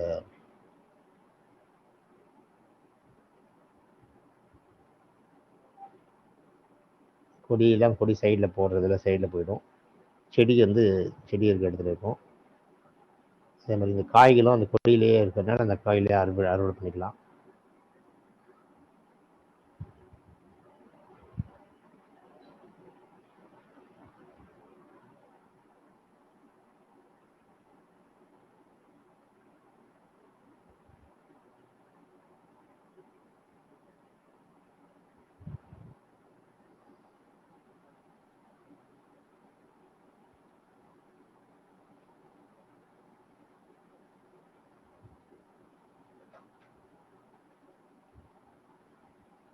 ஸோ இது மாதிரி பந்தல் போட்டு நடந்து போகிற பாதை, கல்டிவேட் ஆகிற இடம், படர வேண்டிய இடம் எல்லாத்தையும் நம்ம திட்டம் போட்டு கரெக்டாக பண்ணுறதுனால ஒரே இடத்துல 3-4 வகையான செடிகளை ஒரே இடத்துல வளர முடியும். அந்த இடம் பார்த்தா ஒரு இடம் தான், ஆனால் அந்த இடத்துல 3-4 வகையான கீரைகளை காய்கறிகளை உருவாக்க முடியும். உதாரணத்துக்கு பார்த்தீங்கன்னா இந்த இடம் இது குளிர்காலத்தில் இதில் சின்ன இடம் தான். இது பழைய செங்கல்களை பயன்படுத்தி பண்ணது தான். காஸ்ட் அதிகமாக இல்லாமல் செங்கலை வச்சு பண்ணியிருக்கோம்.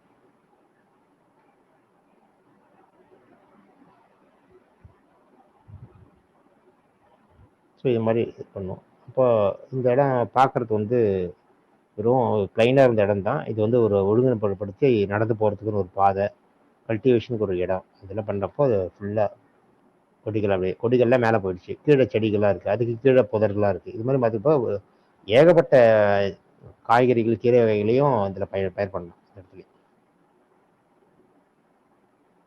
ஸோ இது வந்து கிச்சன் கார்டன் பேர்.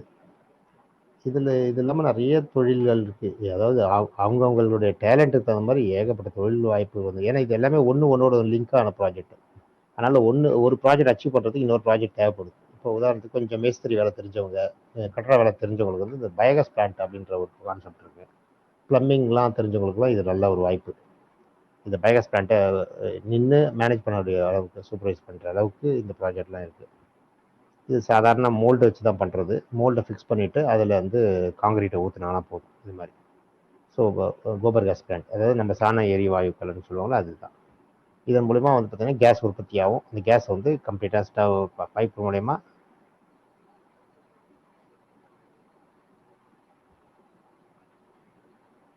ஸோ இது மாதிரி இந்த கேஸ் உற்பத்தி பண்ணுறது, அந்த கேஸை ஸ்டோர் பண்ணுறதுக்குன்னு சிலிண்டர்லாம் இருக்குது. அப்போ சிலிண்டர் ஸ்டோர் பண்ணி அதை வேணுன்றப்போ எடுத்துக்கலாம், எப்போ நான் எடுத்துக்கலாம். ஸோ இது பயோகேஸ் பிளான்ட்ன்றது அது ஒரு பெரிய கான்செப்ட். இது மாதிரி இது வந்து வேலை வாய்ப்புகளுக்கு பஞ்சமே இல்லை, அவ்வளோ இருக்குது. ஒவ்வொரு ஆளுக்கும் எனக்கு இந்த டேலண்ட் இருக்குது அப்படின்னா அந்த டேலண்ட்டுக்கு தகுந்த மாதிரி இந்த ப்ராஜெக்ட் டிசைன் பண்ணலாம். எனக்கு எதுவுமே கிடையாது, டேலண்ட்டே கிடையாது அப்படின்னா அவங்களும் ட்ரைனிங் இருக்குது. அந்த ஒரு 15 நாள் ட்ரைனிங்கு, 20 நாள் ட்ரைனிங், இப்போ 25 நாள் ஆகிடுச்சு.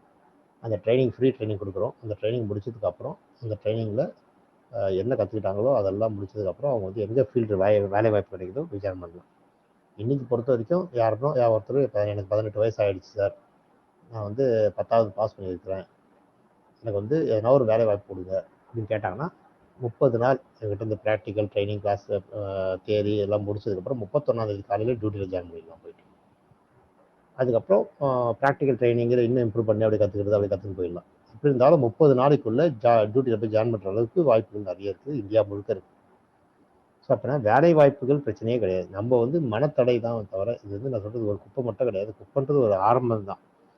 இதுக்கப்புறம் எவ்வளோ ப்ராஜெக்ட் வடிவமைச்சு போயிட்டுருக்கு, அந்த செயின் மாதிரி போயிட்டு இருக்குன்னு வச்சுக்கோங்களேன். ஸோ அது அந்த உதாரணத்துக்கு பார்த்தீங்கன்னா இப்போ அது ஒன்று எப்படி ஒன்றோட லிங்க் ஆகுதுன்னு பாருங்கள், ஒரு ஐடியா கிடைக்கும். நான் ஆரம்பிக்கிறப்ப இது குப்பை நினச்சி தான் ஆரம்பித்தேன். அதுக்கப்புறம் அது அது அந்த பிரச்சனையை சால்வ் பண்ண ஒரு ப்ராஜெக்ட் தேவைப்பட்டுச்சு. சரி, அந்த ப்ராஜெக்ட் தொடங்கி அந்த ப்ராப்ளத்தை சால்வ் பண்ணேன். அந்த ப்ராப்ளத்தை தொடங்கி சால்வ் பண்ணதுக்கப்புறம் மறுபடியும் அது ப்ராப்ளம் இன்னொரு ப்ராப்ளத்தை சால்வ் பண்ணிச்சு, புதுசாக ஒரு ப்ராப்ளத்தை உருவாக்குச்சு. ஸோ அந்த ப்ராப்ளத்தை சால்வ் பண்ணுறதுக்கு இன்னொரு ப்ராஜெக்ட். இதே மாதிரி ஒவ்வொரு தடவையும் பிரச்சனையை பார்க்குறப்பெல்லாம் ஒரு சொல்யூஷன் கொடுத்தோம், தீர்வு கொடுத்தோம். அந்த தீர்வுகள்லாம் ஒன்றா சேர்ந்து ஒன்றா ஆகி அதுக்கப்புறம் வந்து ஒரு ப்ராஜெக்டாக நிறைவடைவதற்கு ஒரு 20 வருஷம் ஆச்சு. இந்த 20 வருஷத்துக்குள்ள பல ப்ராப்ளத்தை சந்திச்சு அந்த ஒவ்வொரு ப்ராப்ளத்துக்கும் ஒரு தீர்வு கண்டுபிடிச்சு அந்த தீர்வுக்கு நோக்கி அந்த ப்ராஜெக்ட் கொண்டு போகிறப்போ கடைசியில் அந்த தீர்வு வந்து முடிவடைஞ்சுது. அதுதான் இப்போ நம்ம பார்க்க போகிறோம்.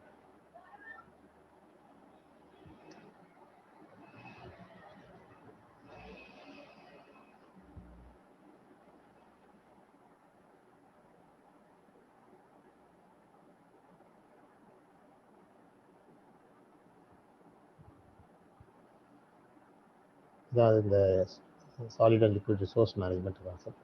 இந்த கான்செப்ட் வந்து SLRM, solid and liquid resource. இந்த கான்செப்ட் வேணும் அப்படின்னா குறைஞ்சபட்சம் நம்மளுக்கு வந்து ஒரு 11 ஃபெசிலிட்டி தேவை.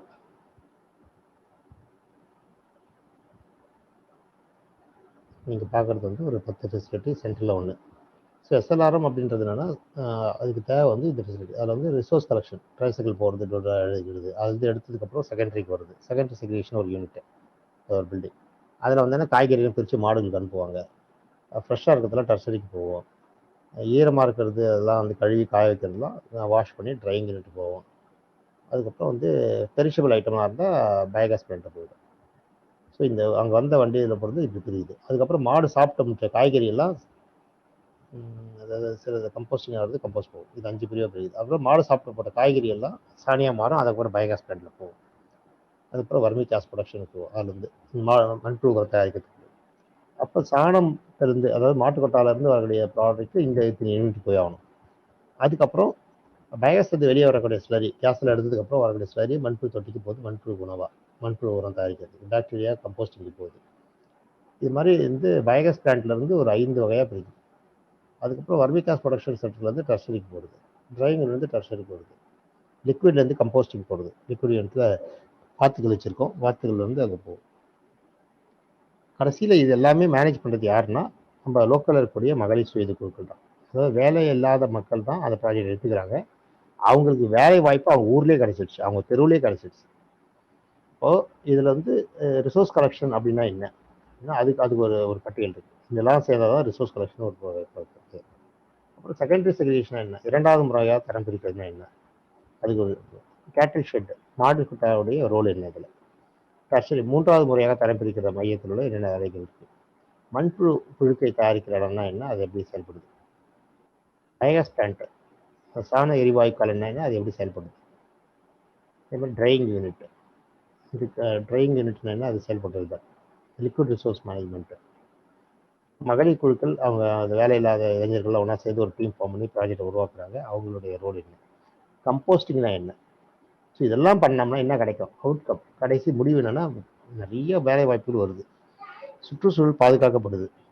எக்கனாமிக்கல் growth, சுற்றுச்சூழல் பாதுகாக்கப்பட்டது மூலமா வந்து இந்த குப்பைகள் எரிக்கிறது இல்லை, குளம் குட்டையில் போட வேண்டியது இல்லை.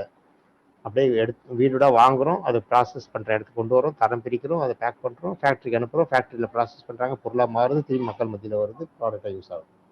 இப்போ நீங்கள் பார்த்தது எங்கன்னா குப்பை கொட்டுற இடம் இருக்குதா பாருங்கள், எங்கன்னா எரிஞ்சிருக்கா பாருங்கள், தீ வச்சு கொளுத்துனாங்க, பொல்யூஷன் வந்தது பார்த்தீங்களா, எரிக்கொலை கொட்டையை கொட்டினாங்களா, ஒன்றும் கிடையாது. ஸோ எல்லாருக்குமே மாறி போயிடுச்சு. ஒவ்வொரு வீட்டிலும் தூக்கி போடுற குப்பையோட மதிப்பு 3 ரூபா. அந்த குப்பையோட மதிப்பு 3 ரூபா. அது வந்து எப்படி பணமாக மாற்றிருக்கு. ஸோ இதுதான் இந்த எஸ்எல்ஆர்எம்ன்ற கான்செப்டில். இது இல்லாமல் நிறைய, இது இல்லாமல் வாத்துகள் ப்ராஜெக்ட் இருக்குது. இதில் எப்படி வேஸ்ட் வாட்டரை வந்து ட்ரீட் பண்ணுறதுக்கு வாத்துகளை பயன்படுத்துகிறோம், எப்படி கல்வாழை செடியை எப்படி பயன்படுத்துறது, இது மாதிரி ஒன்றோட ஒன்று லிங்க் பண்ணினே இருக்கும். இதில் இது ப்ராஜெக்ட்ஸில் பட்டியல், பெரிய பட்டியல் இருக்குது. இப்போது ஐ திங்க் 1 மணி நேரம் ஆயிடுச்சு. இங்கே இப்போது உங்களுக்கு இந்த டவுட்டு மட்டும் கேளுங்க. இப்போ அந்த டவுட்டுக்கு தகுந்த மாதிரி என்னென்ன ப்ராஜெக்ட்ஸை எப்படி கொண்டு வரணும்னு காமிக்கணும்னு பார்க்குறேன்.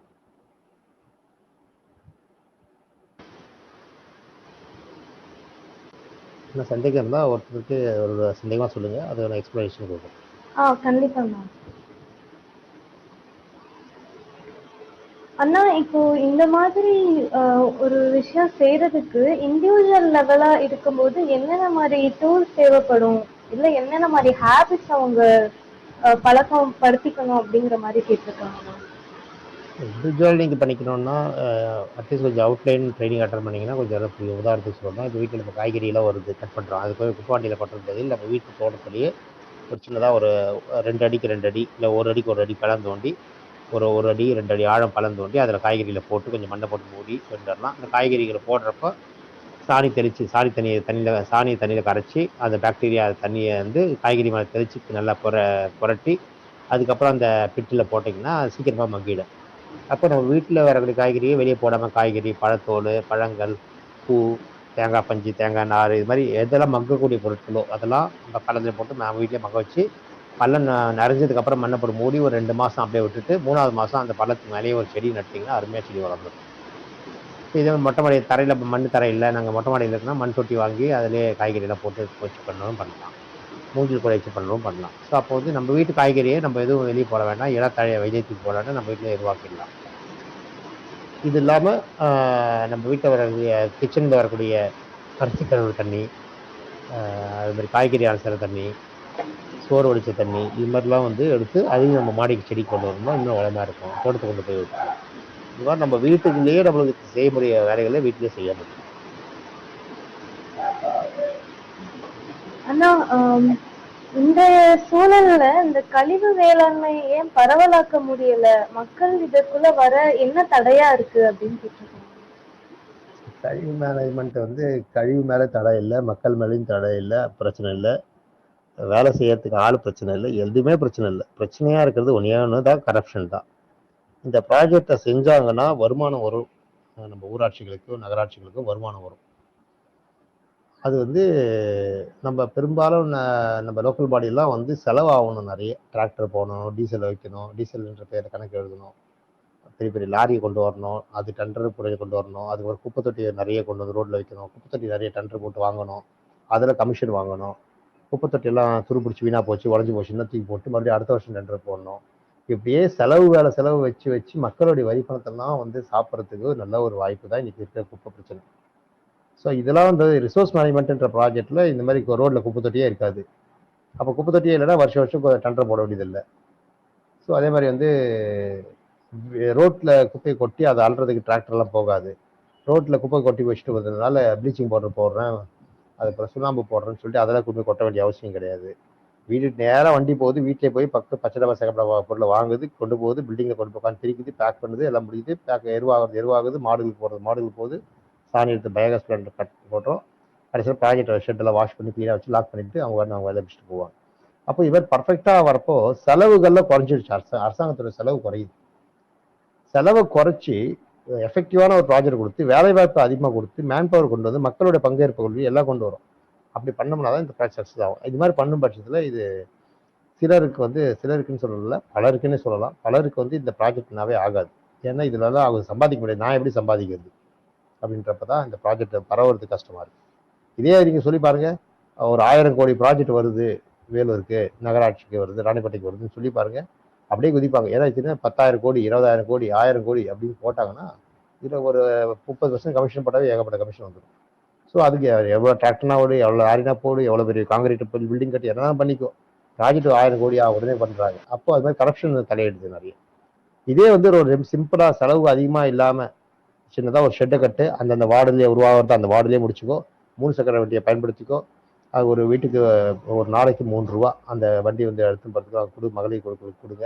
அப்போ அவங்க வந்து அந்த 3 ரூபா வச்சு ஒரு நாளைக்கு 3 ரூபா, மாசம் வந்து 90 ரூபாலேருந்து 100 ரூபா வரைக்கும் வரும்.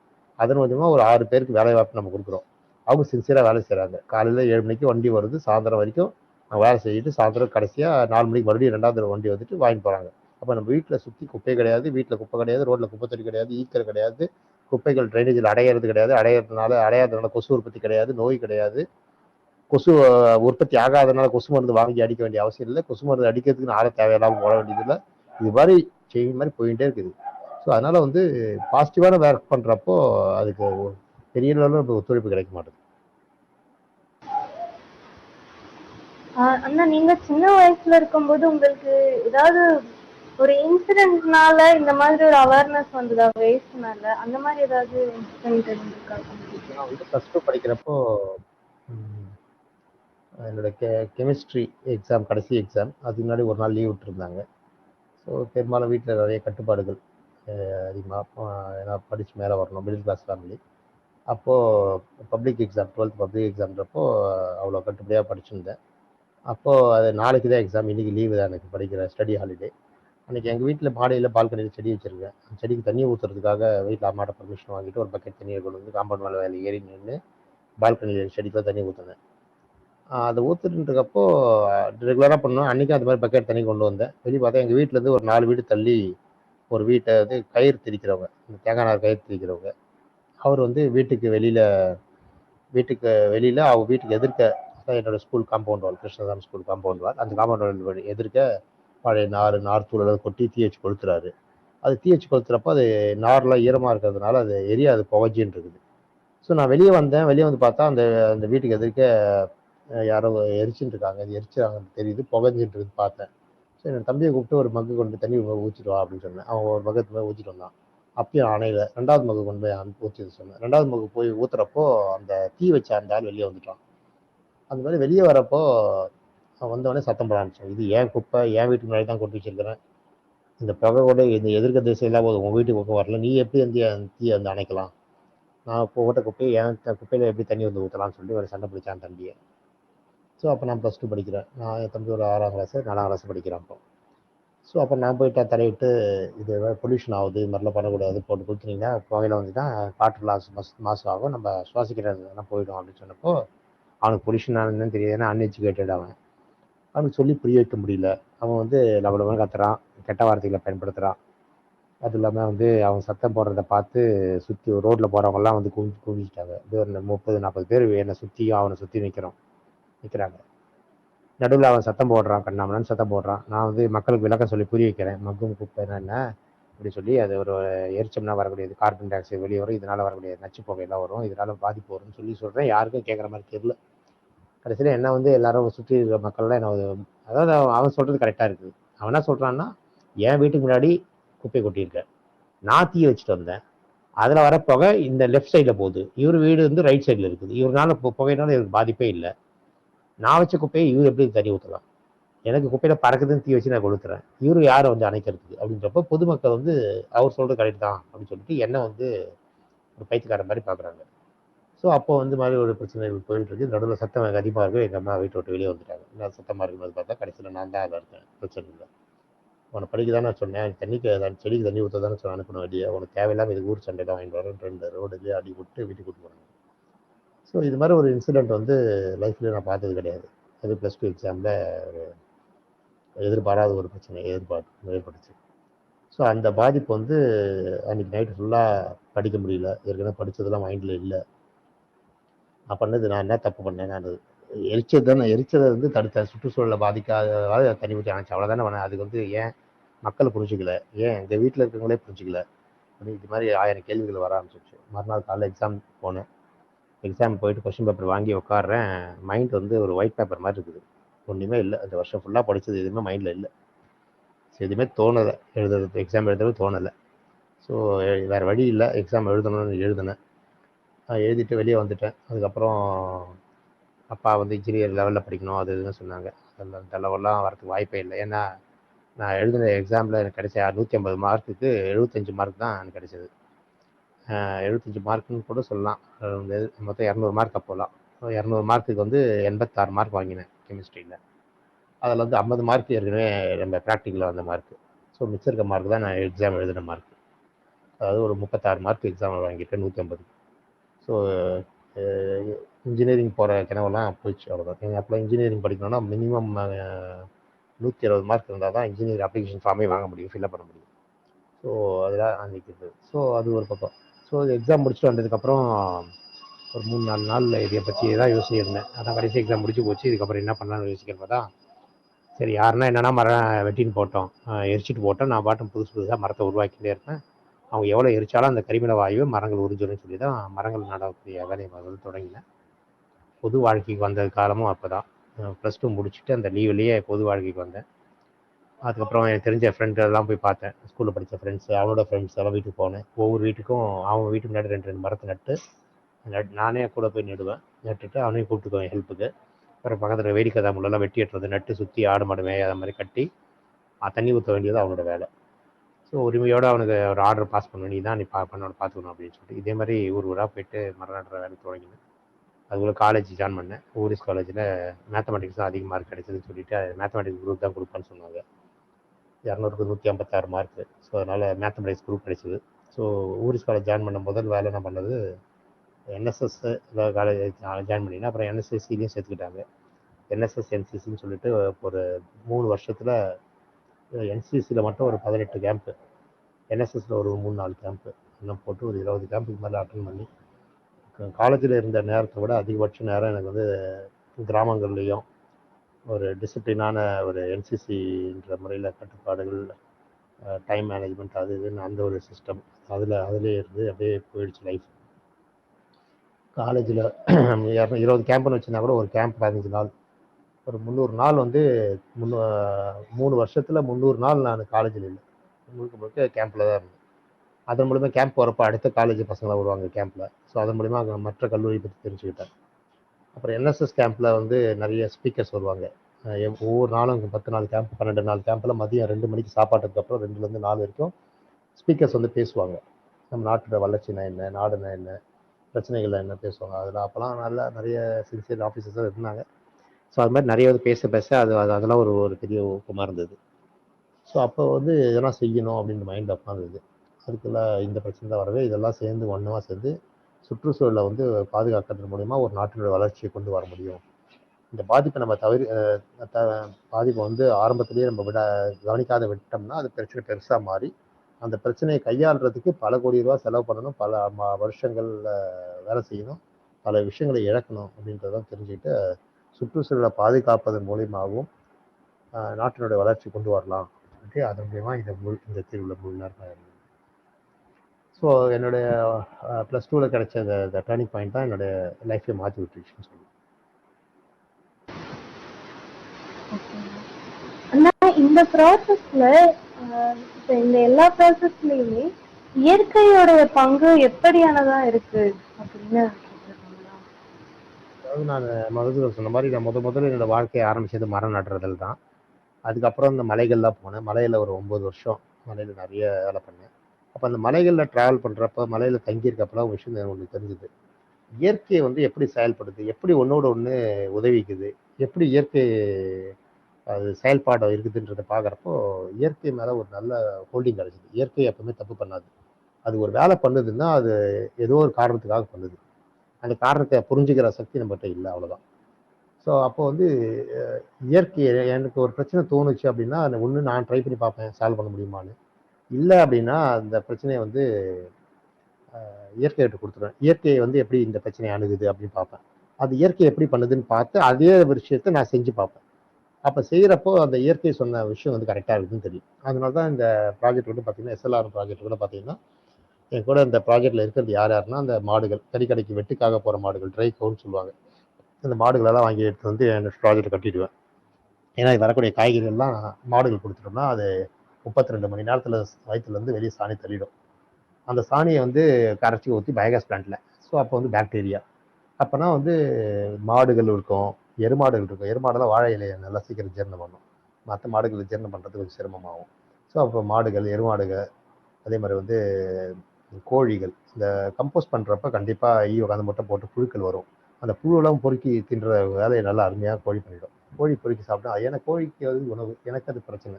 அந்த புழு விட்டிங்கன்னா அது லார்வா வந்து பீப்பாவை மாறி பீப்பா வந்து வெளியே வந்துடும். ஸோ அந்த லார்வா ஸ்டேஜ்லேயே அதை பொறுக்கி தின்னுடும் அந்த கோழி. அது பொறுக்கி தின்றது மட்டும் இல்லாமல் அருமையான முட்டையாக மாற்றிடும். ஸோ அப்போ இயற்கையோட கோழியை பயன்படுத்திக்கணும். வேஸ்ட் வாட்டர் சாக்கடை தண்ணியை க்ளீன் பண்ணுறது, அது கொசு இல்லாமல் பார்த்துக்கிறது இதெல்லாம் பண்ணுறது வாத்துக்கள் இப்போ நல்லா பண்ணணும். ஏன்னா தண்ணியில் இருக்கக்கூடியது வாத்து. ஸோ கோழிகள், வாத்து, வான்கோழி, அதே மாதிரி வந்து தவளை. ஏன்னா பகல் நேரத்தில் எதையுமே வந்து பகல் நேரத்தில் அந்த கோழிகள் எல்லாமே பகலில் வேலை செய்யணும். அந்த நைட்டில் வேலை செய்கிற ஒரு உயிரினம் அப்படின்னு சொன்னோம்னா அது தவளை. ஸோ அந்த தவளையை வந்து அந்த ஷெட்டில் ஒரு கார்னரில் ஓலையெல்லாம் வச்சு கல்லெல்லாம் வச்சு அடுக்கி வச்சு அது விட்டோம்னா அது இருக்கும். நைட்டில் சாயந்தரம் 6 மணிக்கு மேலே அது வெளியே வந்துடும். நைட்டெல்லாம் 6 மணிலேருந்து விடைக்காலில் 6 மணி வரைக்கும் அது அப்படியே ஷெட்டு ஃபுல்லாக இருட்டில் சுற்றிட்டு அங்கே இருக்க புழு பூச்சிகள் எல்லாம் வராமல் பார்த்துக்கிட்டு இந்த இடத்த சுத்தமாக வச்சுக்குவோம். அதே மாதிரி இந்த ஸ்பைடர் நம்ம நம்ம ஷெட்டுலேயே வந்து எங்கெங்கெல்லாம் வெளிச்சம் அதிகமாக இருக்கோ அங்கெல்லாம் அந்த சிலந்தி வளர்ப்பிடணும். தவிர நம்ம ஈக்கள் உற்பத்தி ஆகிடுச்சுன்னா பறந்து போகிறப்ப அந்த ட்ராப் ஆகிடும். அந்த இதில் சிலந்தியில் மாட்டிக்கும், சிலந்தி வரையில் பிடிச்சிடும், சிலந்தி பிடிச்சிக்கும். ஸோ அந்த ஈனாலும் வரக்கூடிய வியாதிகள் எதுவும் பரவாது, ஈக்களை உற்பத்தி ஆகாம தடுக்கலாம். அதுக்கப்புறம் மண்புழுக்களை இந்த ப்ராஜெக்டில் கொண்டு வந்தோம். ஏன்னா மண்புழுக்கு பிடிச்ச உணவு சாணம். அது சாணியை எடுத்து சாப்பிட்டுட்டு அது பிடிக்க மாற்றிட்டு மண்புழு உரம் தயாரிக்கிறது. ஸோ இது மாதிரி மண்புழு, வான்கோழி, நாட்டுக்கோழி, இது மாதிரி வாத்துகள், தவளை, மாடுகள் ட்ரை கவு, அது மாதிரி வெட்டுக்கு போகிற கண்ணுக்குட்டிங்க. ஆரம்ப காலத்துலலாம் பார்த்தீங்கன்னா நிறைய கண்ணுக்குட்டி, கடா கண்ணுக்குட்டி எல்லாத்தையும் வெட்டுக்கு அனுப்பிடுவாங்க. பசுமாடு கண்ணுக்குட்டி மட்டும் இருந்தால் தான் ஃபீமேல் கேஃபாக இருந்தால் வீட்டில் வளர்ப்பாங்க. ஏன்னா அது கண்ணு போடும், பால் வரும்னுவாங்க. கடா கண்ணுக்குட்டியாக இருந்தால் ஒரு 6 மாதம் இல்லை 3 மாதம் வீட்டில் வச்சிருப்பாங்க, கறி கடைக்கு அனுப்பிடுவாங்க. இப்போலாம் அப்படி கிடையாது. மாடு கண்ணு போட்ட ஒரு வாரத்துக்குள்ளேயே கண்ணுக்குட்டியை கறி கடைக்கு அனுப்பிடுறாங்க. ஸோ இது மாதிரி கண்டுபிடிலாம் வாங்கி அந்த உயிர்களை காப்பாற்றி இந்த ப்ராஜெக்ட் கொண்டு வந்து இயற்கையை வந்து அது வழியிலேயே போக வச்சு இந்த பிரச்சனையை வந்து அவங்கள்கிட்ட கொடுத்து அவங்கள சால்வ் பண்ணுற மாதிரி இந்த ப்ராஜெக்ட் வந்து வடிவமைச்சோம். இது வந்து ஆல்கே இருக்கும், இதில் பாக்டீரியா இருக்கும். ஸோ இதில் எல்லாத்தையும் இதில் ப்ராஜெக்ட் கொண்டு வந்திருக்கோம். ஆனா இந்த 20 வருஷ பயணத்துல நீங்க வந்து எப்பயாவது நேச்சர் மேல ஹோப் இல்லாம போயிருக்கா? ஏதாவது ஒரு சந்தர்ப்பத்துல உங்களுக்கு கான்ஃபிடன்ஸ் இல்லாம போயிருக்கா அப்படின்னு கேக்குறாங்க. அது மாதிரிலாம் இல்லவே இல்லை. ஏன்னா நேச்சரோட நம்ம வேலை செய்யறப்போ ஒரு பிரச்சனை, உதாரணத்துக்கு ஒரு நான் சொன்ன மாதிரில மைசூருடைய அனுபவம் சொல்லியிருந்தேன் உங்களுக்கு. உதாரணத்துக்கு மைசூர்ல முதல்ல அதாவது இவ்வளோ காலமாக அதாவது 2010 வரைக்கும் நான் கிராமங்களில் தான் அதிகமாக வேலை செஞ்சுருக்கேன் நகரத்தை விட. ஏன்னா நகரத்தில் கரப்ஷன் அதிகம், நம்மளை வேலை செய்ய விட மாட்டாங்க. கிராமங்களில் பணம் இல்லை, ஆனால் நம்ம சொல்கிற சிம்பிளான சொல்யூஷன் அவங்க ஏற்றுக்கிற மனப்பக்குவம் அவங்களுக்கு இருந்தது. ஸோ அதனால் கிராமத்தை விட நகரத்தில் விட கிராமத்தில் தான் அதிகமாக நான் வேலை செஞ்சுருக்கேன். ஸோ முதல் முறையாக எனக்கு நகரத்தில் வேலை செய்யறதுக்கு கன்சல்டன்ட் போஸ்ட் வந்திருக்கு. கன்சல்டன்ட் அப்பாயின்ட் பண்ணிட்டாங்க. நான் முதல்ல மைசூரில் போய் இறங்குறேன். மைசூர் பஸ் ஸ்டாண்டில் இறங்கி காலை வைக்கிறப்ப நான் ரைட் சைடு காலை வச்சு இறங்கி, சரி முதல் முறையாக ஒரு ஊருக்கு வந்து இறங்கியிருக்கேன், பார்ப்போம் நல்லா செய்யணும்னு இறங்கி முதல்ல இறங்கினேன்.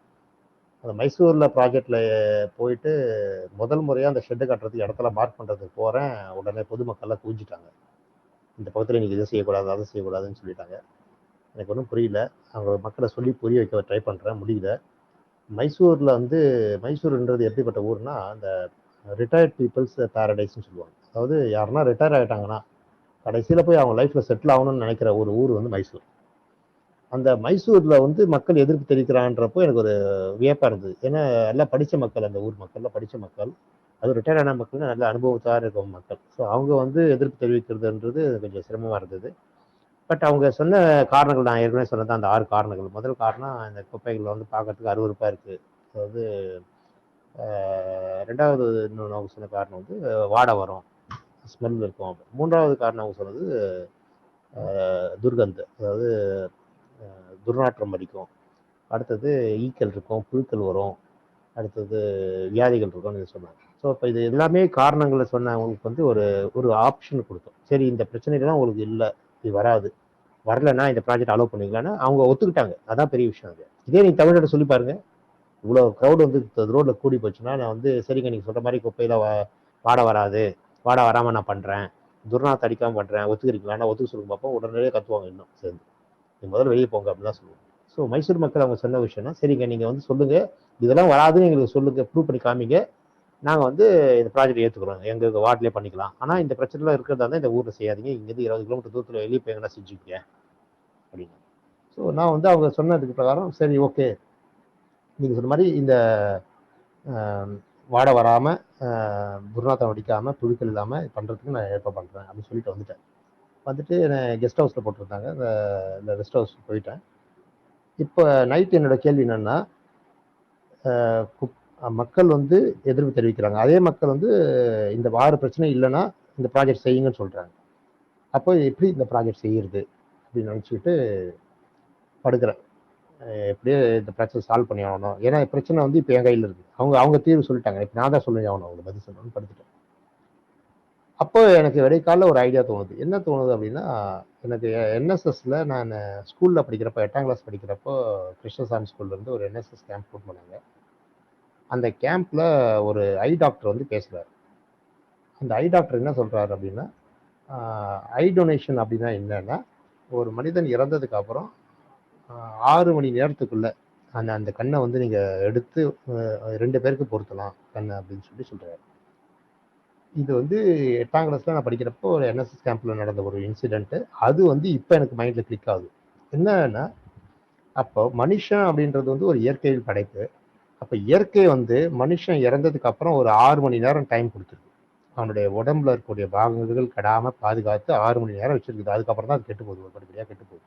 அப்போ இயற்கை உருவான மனுஷன உடம்பு 6 மணி நேரம் பாதுகாத்து கண்ணை பாதுகாத்து பயன்படுத்துற மாதிரி கொண்டு வரதப்போ, அதே இயற்கை உருவாக்கின அந்த காய்கறி, பழங்கள், பூக்கள், இது மாதிரி எல்லாம் வந்து விலங்குகள், அதெல்லாம் வந்து இயற்கை தானே படைச்சது. அப்போ அதுக்கும் ஒரு டைம் ஃப்ரேம் கொடுக்கப்பட்டிருக்குல்ல கட்டுறதுக்கு முன்னாடி அப்படின்னு கணக்கு போட்டப்போ தான் 12 மணி நேரத்துக்குள்ள ஒரு காய்கறியை வந்து வீட்டில் கட் பண்ணுற காய்கறியோ பழங்களையோ வந்து எடுத்துட்டோம்னா அது குப்பை கிடையாது, அவ்வளோ ஃப்ரெஷ்ஷாக இருக்கும், கெட தொடங்கலன்னு அர்த்தம். அதே நம்ம மாமிச பொருட்கள் அது மாதிரி எல்லாத்துக்கும் அப்போ வந்து டைம் ஃப்ரேம்ன்றது ஒன்று தெரிஞ்சுது. அப்போ மனுஷனுக்கு கொடுக்கப்பட்ட அந்த 12 மணி நேரம் டைம் ஃப்ரேம் தான் இயற்கை வந்து நம்ம காய்கறிகளுக்கும் கொடுத்துருக்கு அப்படின்ற கணக்கு போட்டது. 12 மணி நேரம் கிடைச்சது. அதுதான் என்னுடைய அந்த லைஃப் டர்னிங் பாயிண்ட் அமைஞ்சது. அது வரைக்கும் நானும் குப்பையாக தான் பார்த்தேன், குப்பைனா இப்படி தான் இருக்குன்னு நினச்சிருந்தேன். ஆனால் இன்னைக்கு நடந்த இன்சிடென்ட், மைசூரில் நடந்த இன்சிடென்ட் வந்து என்னுடைய அந்த லைஃபே மாற்றிச்சு. எஸ்எல்ஆர்எம் அப்படின்ற கான்செப்ட் உருவாக காரணமாக இருந்தது அதுதான். ஸோ அப்படி தான் இந்த 12 ஹவர்ஸ் கால்குலேட். ஸோ அது இயற்கையோட கண்டிப்பாக ஒரு சப்போர்ட் இருக்கு. ஆனா வெளிநாட்டுல எந்த மாதிரி அவங்க இந்த மாதிரி குப்பை, நீங்க ஒரு எக்ஸாம்பிள் காட்டுனீங்க, பட் இருந்தாலும் வேற நாட்டுல எதுலயாவது இந்த மாதிரியே வேற சிஸ்டம்ஸ் ஏதாவது யூஸ் பண்றாங்களா, இல்ல நம்ம சிஸ்டம் அவங்க ஏதாவது அடாப்ட் பண்ணிருக்காங்களா, அந்த மாதிரி? எனக்கு தெரிஞ்சு, ஏன்னா இது வந்து முழுக்க முழுக்க நம்ம தமிழ்நாட்டில் உருவான கான்செப்ட் எஸ்எல்ஆர்எம்ன்றது. இது வந்து ஒரு நாள் 2 நாள் வந்ததில் இல்லை. காலையில் 6 மணிக்கு தூங்கி எந்திரிச்சதுலேருந்து நைட்டு படுக்கிற போகிற வரைக்கும் குப்பையை தவிர வேறு எதுவுமே இல்லை. கடந்த ஒரு 21 வருஷமாக 21 வருஷமும் குப்பைன்னு சொல்லக்கூடிய ஒரே ப்ராசஸ்லேயே போகிறதுனால பல பிரச்சனைகளை சந்திச்சாச்சு. எந்தெந்த வகையில் பிரச்சனை வரும், எந்தெந்த வகையில் பிரச்சனையை சால்வ் பண்ணணும்னு பார்க்குற பட்சத்தில் இது நீங்கள் சொல்கிற இந்த வேஸ்ட் மேனேஜ்மெண்ட்டு இதெல்லாம் வந்து இப்போ அந்த பல ஊரில் பண்ணுறாங்க. ஆனால் இந்த எஸ்எல்ஆர்எம்ன்ற 12 மணி நேரத்துக்குள்ளே கலெக்ட் பண்ணி அதே பகுதியில் ப்ராசஸ் பண்ணணும். இவ்வளோ விஷயங்களை அதாவது இயற்கையாக இணைஞ்சு அந்த ப்ராஜெக்ட் பண்ணுற இது வந்து இந்தியாவை தவிர வேறு எங்கேயும் கிடையாது. அதுவும் வந்து இப்போ நம்ம தமிழ்நாட்டில் உருவாக்கப்பட்ட கான்செப்ட் 2010 உருவான இந்த கான்செப்ட் இந்தியா முழுக்க 23 மாநிலங்களில் போய் பேசியிருக்கிறேன். இது விஷயமா ப்ரெசன்டேஷன் கொடுத்துருக்கிறேன். 23 மாநிலங்களில் கடந்த ஒரு 10 வருஷமாக ஒரு 14 மாநிலங்களில் மட்டும்தான் இதை அடாப்ட் பண்ணியிருக்காங்க. இந்தியாவிலே இந்த லெவலில் தான். ஸோ நம்ம என்ன இப்போ சொல்கிறோமோ இதை வந்து நம்ம அரசாங்கங்களை புரிஞ்சு செயல்பாட்டுக்கு கொண்டு வரதுக்கு குறைஞ்சது 10 to 15 வருஷம் ஆகுது. அதாவது நம்ம இன்னைக்கு சொல்கிற விஷயங்களை மக்கள் அதாவது அரசாங்கங்கள் புரிஞ்சுக்கிட்டு செயல்படுத்துறதுக்கு ஒரு 15 வருஷம் ஆகுது. அப்படின்னா 10-15 வருஷம் பின்னாடி இருக்காங்க எல்லாரும். இதை புரிஞ்சுக்கிற சக்தி இன்னும் அவங்களுக்கு கிடையாது. அதாவது சும்மா ஒரு ப்ராஜெக்ட்னு பார்க்குறாங்களே தவிர இன்டகிரேட்டட் அப்ரோச்சில் பண்ணோம்னா எல்லா வகையிலுமே இது நல்லது அப்படின்றத வந்து அவங்க இன்னும் புரிஞ்சுக்கல. இதுக்கு முன்னாடி நீங்கள் எல்லாமே டிராக்டர் லாரியை வச்சு தான் குப்பை எடுப்பாங்க. இது இப்போ தான் ரீசெண்டாக தான் ட்ரைசைக்கிள்ன்ற கான்செப்ட் கொண்டு வந்தாங்க. இதே ட்ரைசைக்கிள் கான்செப்ட் 1997 உருவாகின கான்செப்ட். 1997 சொன்ன விஷயத்த இப்போதான் 4-5 வருஷமாக தான் இந்த 3 சக்கர வண்டி அப்படின்னு சொல்லி போட்டு இந்த நம்ம ட்ரைசைக்கிள் தான் கொண்டு பண்ணியிருக்கோம். இப்போ பேட்டரி ஆப்ரேட்டர் வண்டி தான் கொண்டு வந்திருக்கேன். ஸோ அதனால் வந்து இன்னைக்கு இருக்கக்கூடிய சூழ்நிலை அப்படி தான் இருக்குது. இது வந்து அமெரிக்கா போன்ற நகரம்லாம் பார்த்து நம்ம வந்து ஒரு நாளைக்கு ஒரு தடவை குப்பை எடுத்தாவே அது குப்பைன்னு சொல்லிடுறோம். அமெரிக்காவெல்லாம் வாரத்தில் ஒரு நாள் குப்பை எடுக்கிறாங்க, வாரத்தில் 2 நாள் குப்பை எடுக்கிறாங்க. அமெரிக்காவில் வருஷத்தில் 56 நாள் தான் குப்பை எடுப்பாங்க. வருஷத்துக்கு 56 நாள் தான் வண்டி வரும், குப்பை வண்டி வரும் வீடுகள். சில நகரங்களில் 112-112 நாட்களுக்கு வண்டி வருது, 2 நாள் போட்டால். சில இடத்துல 180 நாள் எடுக்கிறாங்க. ஆனால் நம்ம எஸ்எல்ஆர்எம் கான்செப்டில் வருஷத்துக்கு 780 டைம் வந்து எடுக்கிறோம் அப்படின்னு நினச்சி பாருங்க. காலையில் ஒரு தடவை, சாயந்தரம் ஒரு தடவை, 365 நாள் பெருக்கல் 2 ட்ரிப், 365 நாள் இன்ட்டு 4 ஹோட்டலில், 365 நாள் இன்ட்டு 6 ட்ரிப்பு நான் வெஜிடேரியன். அப்போது உடனுக்குடன் எடுத்துகிட்டு போகிறதுனால அது அவ்வளவோ ரா மெட்டீரியலாக கொண்டு போய் ரா மெட்டீரியலாக பயன்படுத்திடுறோம். உதாரணத்துக்கு இந்த மீன் அப்படின்னா மீன் மார்க்கெட்டை போய் எடுக்கிற மீனை கொண்டு வந்து உடனடியாக அது வந்து இப்போ பார்த்தீங்கன்னா தெரியாது. இப்போ மீன் மார்க்கெட்டை மீனை கட் பண்ணுறாங்க, நமக்கு தேவையான போகிறது மீனை மட்டும் நம்ம காசு கொடுத்து வாங்கிக்கிறோம். மிச்சம் இருக்கிறது அங்கேயே வெட்டி போட்டுருவாங்க. அதை வெட்டி போட்ட பொருள் அங்கேயே வச்சுட்டாங்கன்னா அது வேஸ்ட் ஆகிடுது. அது மறுநாள் தான் முனிசிபாலிட்டி எடுக்கும். நாங்கள் என்ன பண்ணுவோம்னா அதை அப்படியே உடனடியாக எடுத்துன்னு வந்துடும். இது வந்து இப்போ இதெல்லாம் சில்சில் பண்ணுது. இப்போ அந்த மீனை வந்து கொண்டு வந்து அதில் இருக்கக்கூடிய இதெல்லாம் அந்த செதில் பெரிய பெருசாக இருக்கும், அதில் எடுத்துட்டு மிச்சம்லாம் எடுக்கிறதுக்குள்ள அந்த வார்த்தைகள் முடிச்சிடும். ஸோ மீன் நம்மளுக்கு குப்பை நினைச்சோம், ஆனால் அது 3 மணி நேரத்துக்குள்ள அது எடுத்து கொண்டு வந்ததுனால அது ஒரு பெரிய ரா மெட்டீரியல். யாருக்குன்னா அது வாத்துகளுக்கு அருமையான உணவு. ஏன்னா வாத்துகள் வந்து தண்ணியில் இருக்கக்கூடியது, அதோட உணவு தண்ணியில தான் இருக்கணும். தண்ணின்றப்போ தண்ணியில மீன் இருக்கும், அப்போ மீன் வந்து அதோட உணவாக தான் இருக்கும்.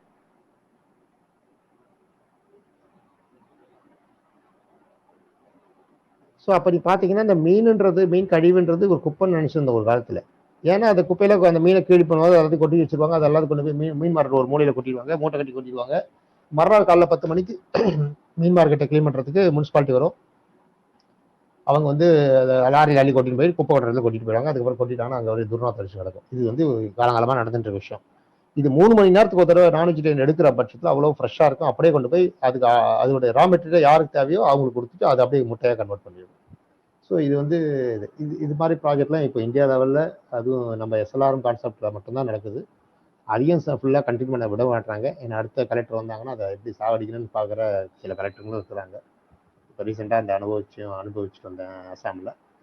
சில அதிகாரிகள் அதை ஃபாலோ பண்ணுறாங்க, சில அதிகாரிகள் வந்து அதை அழிக்கணும்னு நினச்சி பண்ணுறாங்க. சில அரசியல் பிரமுகர்களும் அதை ஸ்பாயில் பண்ண பார்க்குறாங்க. ஏன்னா இதெல்லாம் இருந்ததுன்னா நம்ம வருமானம் சம்பாதிக்க முடியாதுன்னு நினச்சி ஸ்பாயில் பண்ணுறவங்க இருக்காங்க.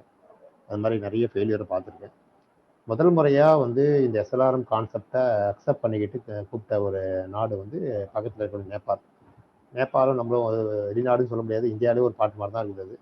ஸோ அங்கே போயிருந்தேன், அங்கே இந்த கான்செப்ட் விளக்குனேன், புரிஞ்சுக்கிட்டாங்க. அதுக்கப்புறம் அவங்க இந்தியாவில் வந்து ஒரு 3 ப்ராஜெக்ட் நம்ம பார்த்துட்டு போயிருக்காங்க. ஸோ எஸ்எல்ஆர்எம் கான்செப்ட் இந்தியாவிலேருந்து அடுத்தது போகக்கூடிய ஒரு நாடாக எதிர்பார்க்கறது நேபாள். ஸோ அதனால் இப்போ வெளிநாடுகளில் முதல் முறையாக நம்ம கான்செப்ட் எடுத்து அக்செப்ட் பண்ணிக்கிறாங்க. சிறப்புங்க. இப்போ இன்னொரு கேள்வி எப்படின்னா, ஹோட்டல்ஸ்ல கமர்ஷியல் கிச்சன்ல இருந்து வர தண்ணி வந்து ஆயில் கண்டென்ட்டோட அந்த குக்கரி கண்டென்ட்டோட இருக்கும். அதை நம்ம எப்படி சேஃபா நம்மளால யூஸ் பண்ண முடியும் அப்படின்னு கேட்பாங்க. அதாவது இப்போ இந்த ஹோட்டல் அப்படின்றது ஒரு எப்படி சொல்றது, ஒரு பக்கா கன்ஸ்ட்ரக்ஷன் இருக்க ஹோட்டல், இடம் இருக்குது, வேஸ்ட் வாட்டர்லாம் வெளியே வந்து ப்ராப்பராக அப்படின்னா பரவாயில்ல. இப்போலாம் நான் ரோடு தள்ளு வண்டியிலேயே இருக்கிறது, ஒரு ஓடு ஓரமாக ஒரு 10 ஹோட்டல் நடத்தி அப்படியே கை கழுவி வந்து அதிலே வாஷ் மிஷினில் ஊற்றுறது, இது மாதிரிலாம் நடக்கிறப்போ அது நம்ம காமன் ட்ரைனேஜில் போயிடுது.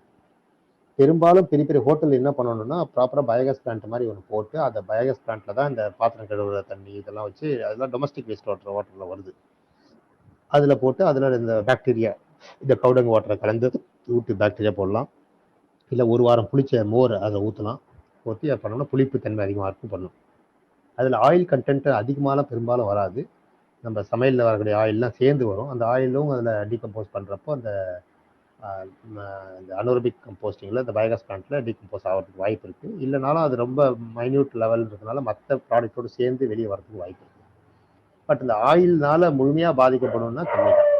இதே வந்து ஒரு ஹோட்டலில் ஒரு கடாய் ஃபுல்லாக ஆயில் வந்து கெட்டு போச்சுன்னு சொல்லி அப்படியே கொண்டு வந்து ஊற்றினாங்கன்னா அப்புறம் அவ்வளோ ஆயில் வெளியே வந்து இருக்கிறதுக்கு வாய்ப்பு இருக்குது. சர்ஃபேஸில் ஆயில் மிதக்கும் அதிகமாக. ஸோ அது மாதிரி இருக்கப்போ பாக்டீரியல் ப்ராசஸ் கொஞ்சம் தடைப்படும்.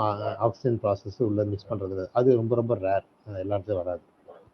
ஸோ இது இல்லாமல் வந்து எல்லா வேஸ்ட் வாட்டரும் மொத்தமாக தெருவில் கலந்து எல்லா ட்ரைனேஜோடு கலந்து சுவேஜ் ட்ரீட்மெண்ட் பிளான்ட் வரைக்கும் போகுதுன்னா அந்த ஆயில் கண்டென்ட் ரொம்ப ரொம்ப பர்சன்டேஜ் கம்மியாகிடும் மொத்தத்தில் கலந்தா.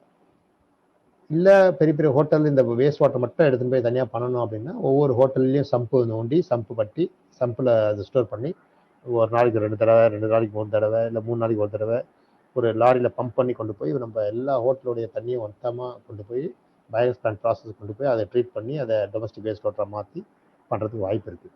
இல்லை பெரிய பெரிய ஹோட்டல்லாம் அவங்கவுங்க ஹோட்டல்லையே பயோகேஸ் பிளான்ட் போட்டு பண்ணுறதுக்கு வாய்ப்பு இருக்குது. இல்லை பெரிய பெரிய 5 ஸ்டார் ஹோட்டல் மாதிரி இருக்கவங்களும் அவங்க வாட்டர் ட்ரீட்மெண்ட் பிளான்ட்டே வச்சுருக்காங்க, பண்ணிக்கலாம். ஆயிலை பொறுத்த வரைக்கும் வந்து அதிகமாக டைல்யூட் ஆகி போயிடுறதுனால அதோட பாதிப்பு கம்மி. எதனா ஒரு ஹோட்டலில் பெரிய அளவில் ஆயில் அது கொண்டு ஊற்றிட்டாங்க அப்படின்னா அது கண்டிப்பாக சர்ஃபேஸில் பதன் இருக்கும், அது கம்போஸ்டிங்க்கு தடையாக தான் இருக்கும். ஆனா இது இப்போ சின்னதா நம்மளால பண்ண முடியுது ஒரு ரூரல் ஏரியால. இதே நம்ம ஒரு சிட்டி லெவல்லனா இது எப்படி சாத்தியமாகும் அப்படின்னு.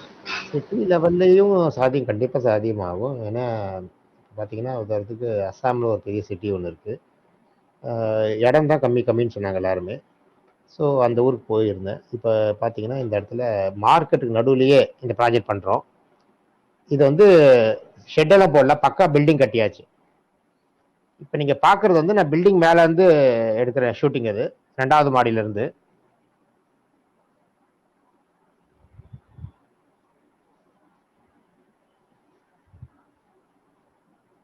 இப்போ இது வந்து பக்கா பில்டிங்கு, பில்லர் போட்டு பக்கா பில்டிங் கட்டியாச்சு. இது மாதிரி பில்டிங் கட்டியதுனால என்னன்னா நிரந்தரம். இப்போ நீங்கள் பார்க்கறது 2வது மாடியில் வேலை செஞ்சுட்டு இருக்கோம் நாங்கள். இடம்லாம் இல்லாமலாம் இல்லை, இடம்லாம் நம்ம உருவாக்குறது தான் இடம். சும்மா ஷெட்டை போட்டு வேலை செய்யறதுக்கும் பக்கா பில்டிங் கட்டி வேலை செய்யறதுக்கு வித்தியாசம் இருக்கு. பாருங்க, இது பக்கா பில்டிங். இதுல வந்து அந்த சிட்டியில் இருக்கிற அனைத்து பொருளும் எல்லா இன்ஆர்கானிக் ஐட்டத்தையும் இங்கே கொண்டு வந்துட்டோம்.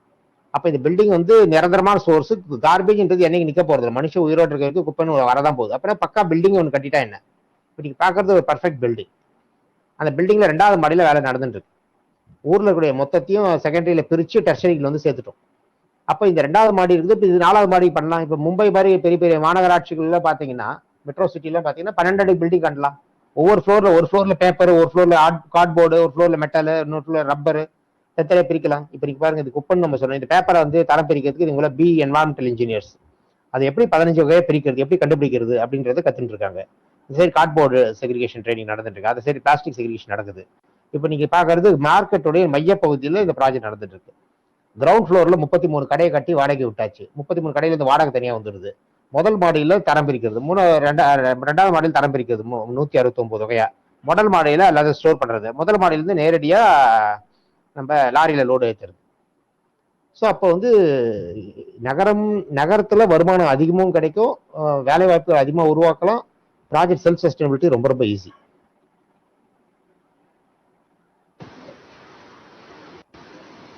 அண்ணா இது கவர்மெண்ட் மூலமா பாலிசியா தான் கொண்டு வரணுமா, இல்ல ஒரு இண்டிவிஜுவலா நம்ம ஏதாவது பண்ணி, இல்ல அது ஒரு பிசினஸ் மாதிரி எடுத்து அதுக்கான ஜாப் ஆப்பர்ச்சுனிட்டி பண்ணலாமா அப்படிங்கிற மாதிரி கேட்குறேன். நீங்க இண்டிவிஜுவலா பண்றது பண்ணலாம், உங்களை பண்ண விட மாட்டாங்க அவ்வளவு சீக்கிரம். நீங்க ஆரம்பிப்பீங்க, செலவெல்லாம் போட்டு ஆரம்பிப்பீங்க, உடனே முனிசிபாலிட்டி பார்க்குவாங்க, நீ எது போய் சம்பாதிக்கிறான்னு தெரிஞ்சவொடனே ஏதாவது செக் பாயிண்ட் போடுவாங்க. இல்லை நீங்க எடுத்துட்டு இருக்க இடத்துல ஒரு கான்ட்ராக்டரை போட்டு எடுக்க சொல்லி, இது நாளையில இருந்து நீங்க எடுக்க முடியாது, கான்ட்ராக்டர் போட்டாச்சு, கான்ட்ராக்ட் தான் எடுப்பான்னு உங்க குழப்ப மனநிலைக்கு போட்டுருவோம். சரி, நீங்க முனிசிபாலிட்டி சேர்ந்து வேலை செய்யலாம்னு அவங்களோட டைப் பண்ணி போட்டீங்கன்னா அதில் பர்சன்டேஜ் எதிர்பார்ப்பாங்க. இல்லை இந்த கமிஷனர் இருக்க வரைக்கும் இந்த வேலை நடக்கும், அடுத்த கமிஷனர் போனோம்னா புது கமிஷன் வந்து ரூலை மாற்றி உங்களை வெளியே அனுப்பிடுவோம். இது மாதிரி நிறைய பாதிப்புகள். அதை விட பேசாம கவர்மெண்ட்டோட சேர்ந்து செஞ்சு அவங்க லேண்டு, அவங்க பில்டிங்கு, நீங்க டெக்னிக்கல் நாலேஜ் இம்ப்ரூவ் பண்ணிக்கணும். நான் ஏற்கனவே சொன்ன மாதிரி இந்த ட்ரைனிங்லாம் இருக்குது. இந்த ட்ரைனிங் ப்ரோக்ராம் தமிழ்நாட்டில் நடந்தாலோ மற்ற ஊரில் நடந்தால் நான் இன்ஃபார்ம் பண்ணுறேன். அந்த ட்ரைனிங் வந்து கலந்துக்குங்க, உங்களுக்கு எந்த ஃபீஸும் கிடையாது. ஸோ அந்த ட்ரைனிங் வந்து அட்டன் பண்ணிக்கலாம். அதில் உங்கள் செலவுலேயே நீங்கள் வந்து அட்டன் பண்ணிவிட்டு நீங்கள் சர்டிஃபிகேட் வாங்கிட்டு போனீங்கன்னா நீங்கள் வந்து உங்கள் பகுதியில் போயிட்டு இந்த ப்ராஜெக்டை செயல்படுத்துறதுக்கான வேலையை தொடங்கலாம். உங்களை நீங்கள் செயல்படுத்துறதுக்கு உங்களுக்கு தேவையான உதவி நாங்கள் செஞ்சு அரசாங்கத்தோடு இணைஞ்சு அரசாங்கத்தை பணத்தை செலவு பண்ண வச்சு அரசாங்க நிலத்திலேயே நீங்கள் போய் மேனேஜ்மெண்ட் பண்ணக்கூடிய அளவு பண்ணலாம். அண்ணா உங்க வேலூர் ஹில் ரீஸ்டரேஷன் ப்ராஜெக்ட் வந்துட்டு இன்னும் நீங்க அதை பண்ணிட்டு இருக்கீங்களா? அது எப்படி இன்னும் நீங்க இம்ப்ரவைஸ் பண்றீங்க, இல்ல வேற 2006 நிறுத்திட்டு அந்த வேலையை நான் 2006 ஏன்னா நான் நிறைய ப்ராஜெக்ட்ஸுக்காக ஃபண்டுக்கெல்லாம் பேசி என்னோட ஃப்ரெண்ட்ஸ் எல்லாம் யூஎஸ்ல இருந்தாங்க, அவங்களாம் எனக்கு ஹெல்ப் பண்ணி தான் அந்த ப்ராஜெக்ட்லாம் பெரிய அளவில் பண்ண நினைப்போம். எல்லாம் பண்ணி காமிச்சும் நம்ம அரசாங்கத்தை ஏற்றுக்கல, நம்ம அரசாங்கம் அதை ஃபாலோ பண்ணலை. அதுக்கு மேலே அவங்க ஃபண்டு கொடுக்கவும் தயாராக இல்லை. 56 பேருக்கு ஒரு நாளைக்கு ஒரு மாதத்துக்கு 3000 ரூபா அப்படி தான் கொடுத்தாங்க. 56 பேர் இன்ட்டு 3000 ரூபா இன்ட்டு 12 மாதம் அது மாதிரி கொடுத்தாங்க. நம்ம ஆட்கள் எல்லாருமே வரக்கூடிய வனத்துறை அதிகாரிகள்லாம் பார்க்குறாங்க, செய்கிறாங்க, நல்லா நல்ல ப்ராஜெக்ட் சொல்கிறாங்க, ஆனால் யாரும் எடுத்து செய்ய தயாராக இல்லை. அதே மாதிரி நம்ம லோக்கலில் இருக்கக்கூடிய சங்கங்களுக்கும் தகவல் சொன்னோம், இந்த மாதிரி செய்யலாம் அப்படின்னு, அவங்களும் முன் வர மாதிரி இல்லை. ஏன்னா இதெல்லாம் வந்து மலைப்பகுதி, ஒரு பகுதி நடக்கிறதுனால விளம்பரம் அதிகமாக இல்லை அந்த ப்ராஜெக்ட்ல. பெரும்பாலான நம்ம என்ஜிஓஸ்க்குலாம் வந்து ரோட்டில் பஸ் ஸ்டாண்ட் பக்கத்தில் இருக்கக்கூடிய இந்த பகுதியில் ஒரு பஸ் ஸ்டாண்ட் கட்டுறதா இருந்தால் விளம்பர பலகை வச்சுக்கிறது ஈஸி, அதுக்கு ஃபண்டு ஈஸியாக கிடச்சிரும். அதே மாதிரி டொனேஷன் கிடைக்கிறது ஈஸி. ஸோ அது மாதிரி அந்த மாதிரி ப்ராஜெக்ட் தான் ஃபோக்கஸ் பண்ணுறாங்க. தவிர இந்த மலைப்பகுதி, மலையில் காடு வளர்க்குறது, இது மாதிரி மலைப்பகுதியில் இருக்கக்கூடிய இந்த இளைஞர்களுக்குலாம் வேலை வாய்ப்பு கொடுக்குறது, அதெல்லாம் வந்து ஒரு பெரிய அளவில் விளம்பரம் இல்லை, டாக்குமெண்டேஷன் பெருசாக பண்ண முடியாது அவங்களுக்கு. அதனால் அவர் தான் ஒதுக்கிட்டாங்க இந்த ப்ராஜெக்ட்லாம். அதனால் நானும் வந்து இந்த ப்ராஜெக்ட் அதுக்கு மேலே 2006க்கு மேலே செய்யலை. அதுக்கப்புறம் நான் முழு நேரமாக இந்த SLRM ப்ராஜெக்ட், இந்த ஜீரோ வேஸ்ட் மேனேஜ்மெண்ட் அப்படின்னு போக ஆரம்பிச்சிட்டேன்.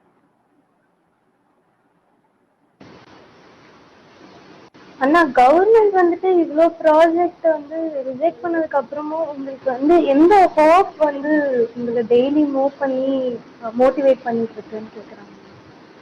736 டிஸ்ட்ரிக்ட் மேலே இருக்குது இந்தியாவில். வேலூர் மாவட்டம்ன்றது ஒரு மாவட்டம் தான், அது மாதிரி 736 மாவட்டங்கள் மேலே இருக்குது. எதனா ஒரு மாவட்டத்தில் எதனா ஒரு டிஸ்ட்ரிக்ட் கலெக்டர், எதனா ஒரு அதிகாரி, நல்ல அதிகாரி கிடைச்சாங்கன்னா அவங்களுடைய அந்த ஹோப்பை நம்மளுக்கு சப்போர்ட்டாக இருக்குது, அவ்வளோதான். இன்னைக்கு ஃபெயிலியர் ஃபெயில் தான் ஆகுது தான். அது ஆகிறதுக்கு காரணம் என்னன்னு தெரியும், அந்த காரணத்தை டாக்குமெண்ட் பண்ணி வைக்கிறேன். எந்தெந்த காரணத்தினால ஒரு ப்ராஜெக்ட் ஃபெயில் ஆகும் அப்படின்னு பட்டியல் எடுத்து பார்த்தப்ப எனக்கு தெரிஞ்சு போச்சு.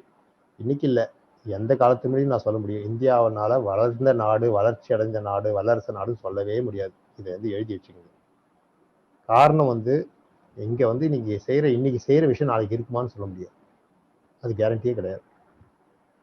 ஸோ இது மாதிரி பல இன்சிடென்ட் இந்த 28 வருஷத்தில் நான் பார்த்துட்டேன். இந்தியா ஃபுல்லாக, வட இந்தியா, வடகிழக்கு இந்தியா, நம்ம சவுத் இந்தியாவில், நார்த் இந்தியாவில், இது எல்லா இடத்தையும் சுற்றி பார்த்ததில்ல. பல பிரச்சனைகள் இந்தியாவில் இருக்குது. அந்த எல்லா பிரச்சனைகளையும் ஈகோ ப்ராப்ளம் வருது, அது இருக்குது. கரப்ஷன், ஏகப்பட்ட கரப்ஷன் இருக்குது அதில். அப்புறம் வந்து பொலிட்டிக்கல் இன்டர்வென்ஸ், நிறைய அரசியல் தலையீடு உள்ளே இருக்குது. நம்ம செய்ய விடாமல் தடுக்கிறதுக்கு அரசியல் தலையீடு இருக்குது. இது எல்லாத்தையும் மீண்டும் ஒரு ப்ராஜெக்டை கொண்டு வந்து சக்ஸஸாக நிறுத்திட்டு நான் வெளியே வந்தேன்னா அடுத்த காலி பண்ணுறதுக்கு மறுபடியும் அடுத்த குரூப் தயாராக வந்துருக்கு. ஸோ இது மாதிரி இந்த வளர்ச்சின்றதை வந்து முழுமையாக நம்மளால் அடைய முடியாது. இன்னைக்கு இல்லை, எத்தனை ஜென்மம் எடுத்தாலும் நம்ம வந்து சொல்லினே இருக்கலாம், இந்தியா வந்து வளரும் நாடு அப்படின்னு தான் சொல்லலாம். தவிர இந்தியா வந்து வளர்ந்த நாடு அப்படின்னு சொல்லவே முடியாது, சொல்றதுக்கான வாய்ப்பே கிடையாது. ஆனால் செஞ்சுட்டு இருக்கோம், அப்படின்னா செஞ்சுட்டு தான் இருக்கோம், வழி. ஆனா இந்த மாதிரி சூழல்ல உங்க ஃபேமிலியோட சப்போர்ட் எப்படியானதா இருக்கும் அப்படின்னு கேக்குறாங்க. ஆரம்பத்தில் முதல்ல இந்த ப்ராஜெக்ட் நான் +2 முடிச்சுட்டு இந்த ஃபீல்டில் மரம் நடுறேன், செடி நடுறேன், அப்புறம் NCC NSSன்னு நிறைய சுற்றுனேன். அப்போ வந்து எதிர்ப்பு அதிகமாக தான் இருந்தது. கடைசியில் 92, 95 நான் காலேஜ் முடிச்சது. 1992, 95 காலேஜ் முடிச்சேன். அது முடிச்சதுக்கு அப்புறம் அந்த கடைசி வருஷம் ஒரு பேப்பர் அரியர்ஸ் வச்சுட்டேன். ஏன்னா நிறைய காலேஜில் இல்லை, டியூஷன் போய் தான் படிக்க வேண்டிய சூழ்நிலை. அந்த ஒரு பேப்பரை கொஞ்சம் விட்டுட்டேன். அந்த ஒரு பேப்பர்னால என்னால் டிகிரி முடிக்க முடியல. அது அந்த ஒரு வருஷத்தை வீணாக்கி 96 1996 வந்து முழு நேரமாக அதை காலேஜ் முடிக்காமல் படிக்கணும்னு அந்த டைம்லேயும் நான் சொல்லுவேன், அதான் மழை தான் அதிகமாக டைம் செலவு பண்ணேன். அதனால் கொஞ்சம் வீட்டில் எதிர்ப்பு அதிகமாக இருக்கும். டிகிரி முடிக்கல, இது மாதிரி ஓர் செஞ்சுருக்கான், ஒரு பேப்பர் அரியர்ஸ் வச்சுருக்கான்ற மாதிரி ஒரு சூழ்நிலை இருந்தது. ஸோ அதை 96 அதை முடித்தேன். 97 வந்து இந்தியாவிலேயே வந்து அப்போ வந்து நான் 1992, 95 3 வருஷத்தில் நான் காலேஜ் படிக்கிறப்போ என்கிட்ட ஒரு 56 சர்டிஃபிகேட் வாங்கினேன் மொத்தம். என்சிசி, என்எஸ்எஸ், சோஷியல் ஒர்க்னு சொல்லி நிறைய சர்டிஃபிகேட் கிடைச்சது 3 வருஷத்தில். அந்த 56 சர்டிஃபிகேட் வந்து என்னுடைய அமைப்பு மூலயமா ஒரு அமெரிக்காவில் பயிற்சி இருக்குது. அந்த பயிற்சிக்கு வந்து இந்தியாவிலேருந்து ஒரே ஒருத்தர் வந்து தேர்ந்தெடுப்பாங்க. அது மாதிரி ஒவ்வொரு நாட்டிலேருந்து ஒருத்தர் தேர்ந்தெடுப்பாங்கன்னு சொன்னாங்க. எனக்கு பெரிய அளவில் ஹோப் இல்லை. பட் எனக்கு என்னை ஊக்கப்படுத்தினவங்க என்ன சொன்னாலும், உங்ககிட்ட நிறைய சர்டிஃபிகேட் இருக்குது, நிறைய சான்சஸ் இருக்குது, நீங்கள் அப்ளை பண்ணுங்கன்னு சொன்னாங்க. ஸோ அந்த ட்ரைனிங்காக 6 மாதம் ட்ரைனிங் அமெரிக்காவில் சியாட்டல் நகரத்தில், வாஷிங்டனில். ஸோ அந்த ட்ரைனிங்காக அப்ளை பண்ணி அதோட இந்த 56 சர்டிஃபிகேட் இணைச்சி அமைச்சேன் அமெரிக்காவுக்கு. அதன் மூலிமா அது கிளிக் ஆகி அதுக்கப்புறம் ட்ரைனிங் டெலிஃபோன் இன்டர்வியூ பண்ணி அதுக்கப்புறம் 1997 மார்ச் மாதம் 29ஆம் தேதி எனக்கு ஃபோன் கால் வந்தது, செலக்ட் ஆகிட்டேன்னு சொல்லிட்டு. அப்புறம் மே மாதம் போய் ஜாயின் பண்ணாங்க.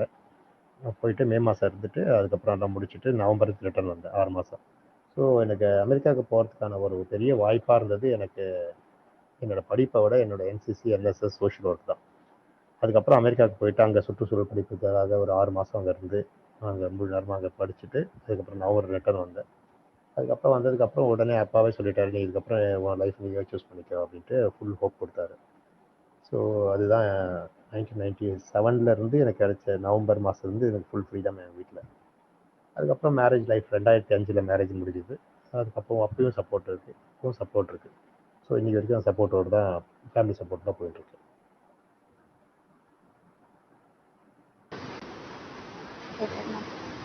அண்ணா, இப்போ பீப்புள் உங்ககிட்ட இருந்து வந்து ட்ரெயின் ஆகி போறவங்க வேற ஆர்கனைசேஷன் மாதிரி ஆரம்பிச்சு அவங்க ஏதாவது இனிஷியேட்டிவ்ஸ் பண்ணிருக்காங்களா? நிறைய பேர் போயிருக்காங்க. அவங்களே ஏன்னா அந்தந்த இந்தியா ஃபுல்லாக பண்ணுறதுனால டிஃப்ரெண்ட் ரீஜன், எனக்கு மொழி தெரியாத ஊர்லாம் நிறைய இருக்குது. அஸ்ஸாம், அதே மாதிரி இந்த சைடில் வெஸ்ட் பெங்கால், அது மாதிரி நிறைய ஊரில் அவங்கவுங்க இப்போ மைசூர்லேயே பார்த்தீங்கன்னா ட்ரைனிங் எடுத்தவங்களே இப்போ அவங்களே பெரிய அளவில் ப்ராஜெக்ட் நடத்துகிறாங்க. ஸோ அவங்க அமைப்பாக மாற்றின்னு பண்ணியிருக்காங்க. அவங்க இண்டிவிஜுவலாக கான்ட்ராக்டராக வேலை செய்கிறாங்க. இண்டிவிஜுவல் ப்ராஜெக்டாக அவங்க செல்ஃப் குரூப் ஃபெடரேஷனை மாற்றிக்கிட்டாங்க. அம்பிகாப்பூர் சத்தீஸ்கர்ன்ற இடத்துல ஒரு ஃபெடரேஷன் நானே ஆரம்பிச்சுட்டு வந்தேன். இப்போ வேலூரில் கூட சிஎம்சி பாகாயத்தில் 2005 ப்ராஜெக்ட் ஆரம்பித்தேன். அது பேர் மலர்கள் மகளிர் கூட்டமைப்புன்னு ஆரம்பித்தேன். அண்ட் இன்னமும் சிஎம்சியில் ப்ராஜெக்ட் வேலை செய்கிறாங்க. அப்போ 250 பேர் ஆரம்பிச்சு கொடுத்தேன். இப்போ 200 பேர் இருக்கிறாங்க அந்த ப்ராஜெக்டில். 2005 ப்ராஜெக்ட் நடந்துட்டு இருக்காது, இந்த கடந்த 16 வருஷமா. ஸோ இது மாதிரி அவங்கவுங்களே ஒரு குறிப்பிட்ட ஸ்டேஜுக்கு மேலே அவங்களுக்கு மெச்சூரிட்டி வந்துடுது, அவங்க ஆட்டோமேட்டிக்காக பண்ண ஆரம்பிச்சிடுவாங்க. அண்ணா, இப்போ வேஸ்ட்ல இருந்து இத்தனை வகையான பிளாஸ்டிக், ரப்பர் அப்படின்னு டிஃபரன்ஷியேட் பண்ண நீங்க எப்படி லேர்ன் பண்ணிருக்கீங்க? அது எப்படி ரொம்ப சாத்தியமாச்சு? ஒவ்வொரு வரக்கூடிய அந்த ஆரம்ப காலத்துல இது மாதிரி ஒவ்வொரு ஷெட்லேயும் வரும் எனக்கு. அப்போ அதெல்லாம் எனக்கு தெரியாது, அது என்னன்றது தெரியாது. அதனால சாம்பிள் தெரியும். இந்த பாட்டில் இப்போ உதாரணத்துக்கு நம்ம தண்ணி பாட்டில் வச்சுக்கலாம், அது வந்து பெட் பாட்டில் சொல்லுவாங்க. பெட் பாட்டில்ன்ற வார்த்தையை நான் அவங்கள்ட்ட கடையில் தான் போய் கற்றுக்கிட்டேன். ஸோ அது மாதிரி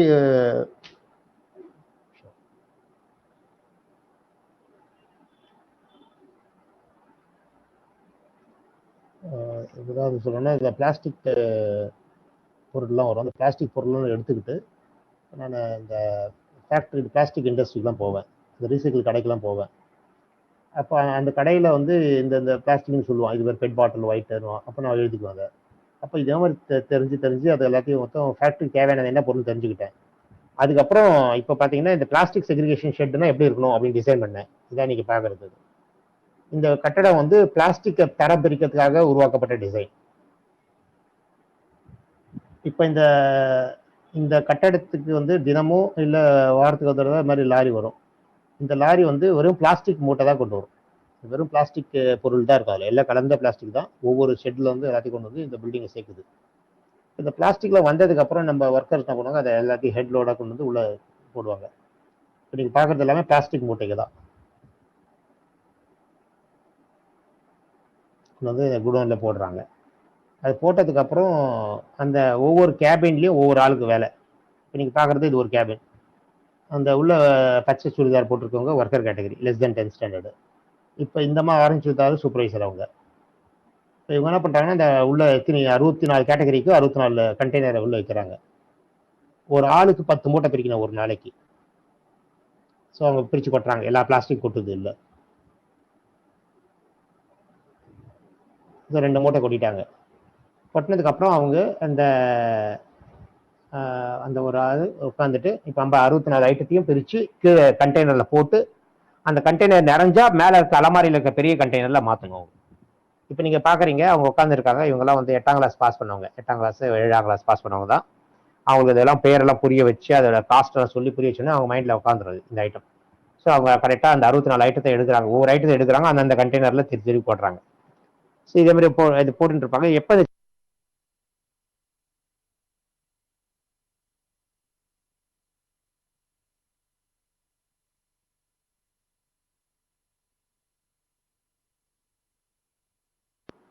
அப்ப இந்த ஒவ்வொரு ஐட்டத்தையும் அந்தந்த ஃபேக்டரிக்கு போய் பார்க்கும் பட்சத்தில் தான் இந்த ஃபேக்டரியில இந்த பொருளுக்கு இந்த பேர் சொல்றாங்க அப்படின்னு எழுதிட்டு அந்த சாம்பிள் எடுத்துக்குவேன்.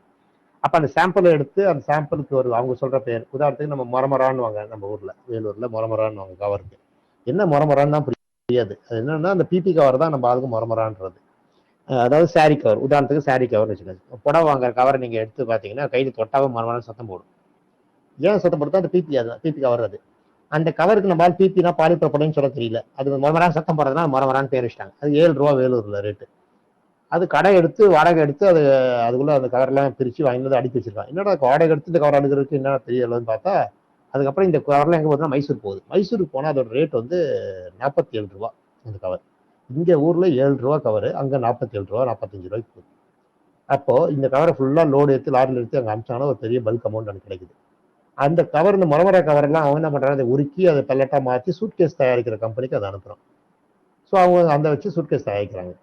ஸோ அப்போ வந்து இந்த பொருள் ஒவ்வொரு இடத்துக்கும் போய் அங்கே சாம்பிள் காமிக்கிறப்ப அதுக்கு ஒரு பேர் சொல்லுவாங்க. எங்களுக்கு இந்த பொருள் மட்டும் கொடுங்க, நான் வாங்கிக்கிறேன், இதெல்லாம் நாங்கள் செய்யறது இல்லை, திருப்பி எடுத்துவோம். சரி, இந்த பொருள் யார்கிட்ட கேட்கணும், அவங்க ஒரு அட்ரஸ் சொல்லுவாங்க, இந்த அட்ரஸ் போனீங்கன்னா நீங்கள் அவங்க இது பண்ணுவாங்க. உடனே அதை எடுத்து அந்த அட்ரஸ் நோட் பண்ணிட்டு அந்த ஊர் போவோம். இது மாதிரி ஜாலி மோகலா அப்படின்னு ஒரு இடம் இருக்கு பெங்களூர்ல, சிட்டி மார்க்கெட் பக்கத்துல. அதுக்கு அடுத்தது வந்து நயன்தள்ளி. இந்த 2 இடம் தான் சவுத் இந்தியாவிலே ஃபேமஸான இடம் பிளாஸ்டிக் வாங்குறது, பிளாஸ்டிக் ரீசைக்கிள்லாம். ஸோ ஜாலி மோகலா ஒரு இடம் ரீசைக்கிள் இண்டஸ்ட்ரிக்கு. அடுத்தது வந்து நயன்தள்ளி. இந்த 2 இடத்துக்கு போனால் இங்கே நயன்தள்ளியில் உருவாக்குற பிளாஸ்டிக்லாம் வந்து முடிஞ்சிருக்கும், லோக்கலில் ப்ராசஸ் முடியுது. அதுக்கப்புறம் அதை எடுத்து நேராக டெல்லிக்கு போகுது, டெல்லியில் ப்ராசஸ் பண்ணுறாங்க. தமிழ்நாட்டில் ஈரோடு மற்ற சில நகரங்கள்லேயும் இருக்குது. இந்த சித்தூர்லலாம் சில ஃபேக்ட்ரிலாம் இருக்குது பிளாஸ்டிக்லாம் ப்ராசஸ் பண்ணுற யூனிட்லாம். அதெல்லாம் நம்ம ப்ராசஸ் ஒவ்வொரு இடத்தையும் கண்டுபிடிச்சி அவங்ககிட்ட என்ன வேணும்னு கேட்டு அவங்களுக்கு தேவையான பொருள் மட்டும் மூட்டை கட்டி அவனுக்கு மட்டும் தான் அந்த பொருள் அனுப்பும். ஸோ இப்படி தான் ஒரு இடமும் கண்டுபிடிச்சோம்.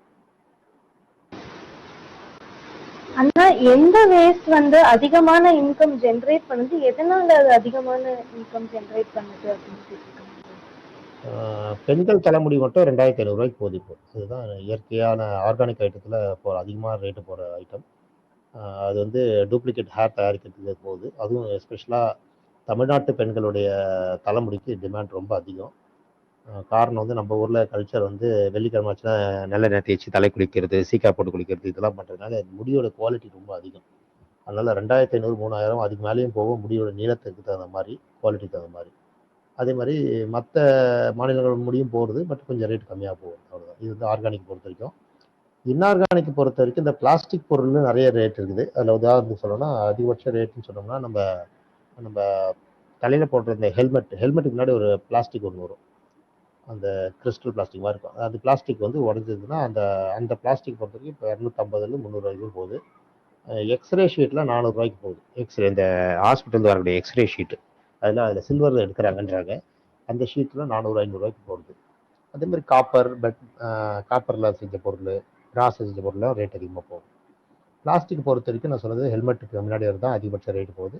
அதை விட்டிங்கன்னா அந்த ஒயிட் பிளாஸ்டிக்னு சொல்லக்கூடியது கிறிஸ்டல் பிளாஸ்டிக்கில் 50 ரூபாய்க்கு போகுது. கிறிஸ்டல் பிளாஸ்டிக்ன்றது நம்ம பால் பாயிண்ட் பென், இந்த பால் பாயிண்ட் பென்னு, டிவிடி, அதே மாதிரி இந்த நகை கடையில் கொடுக்குற அந்த கண்ணாடி, அந்த நல்ல பெரிய பெரிய நகை கடைக்கு போனீங்கன்னா ஒரு கண்ணாடி பெட்டி மாதிரி ரவுண்டாக வச்சுருப்பான்.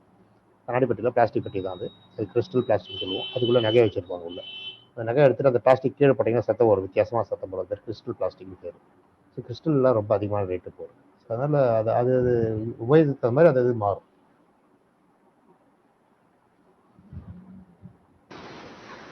நான் பேப்பர் வேஸ்ட் எல்லாம் எப்படி நீங்க டீல் பண்ணுவீங்க? அது செக்ரிகேட் பண்ண மாதிரி ஏதாவது வீடியோஸ் இருந்தா எங்களுக்கு காட்ட முடியுமான்னு கேட்டிருக்காங்க.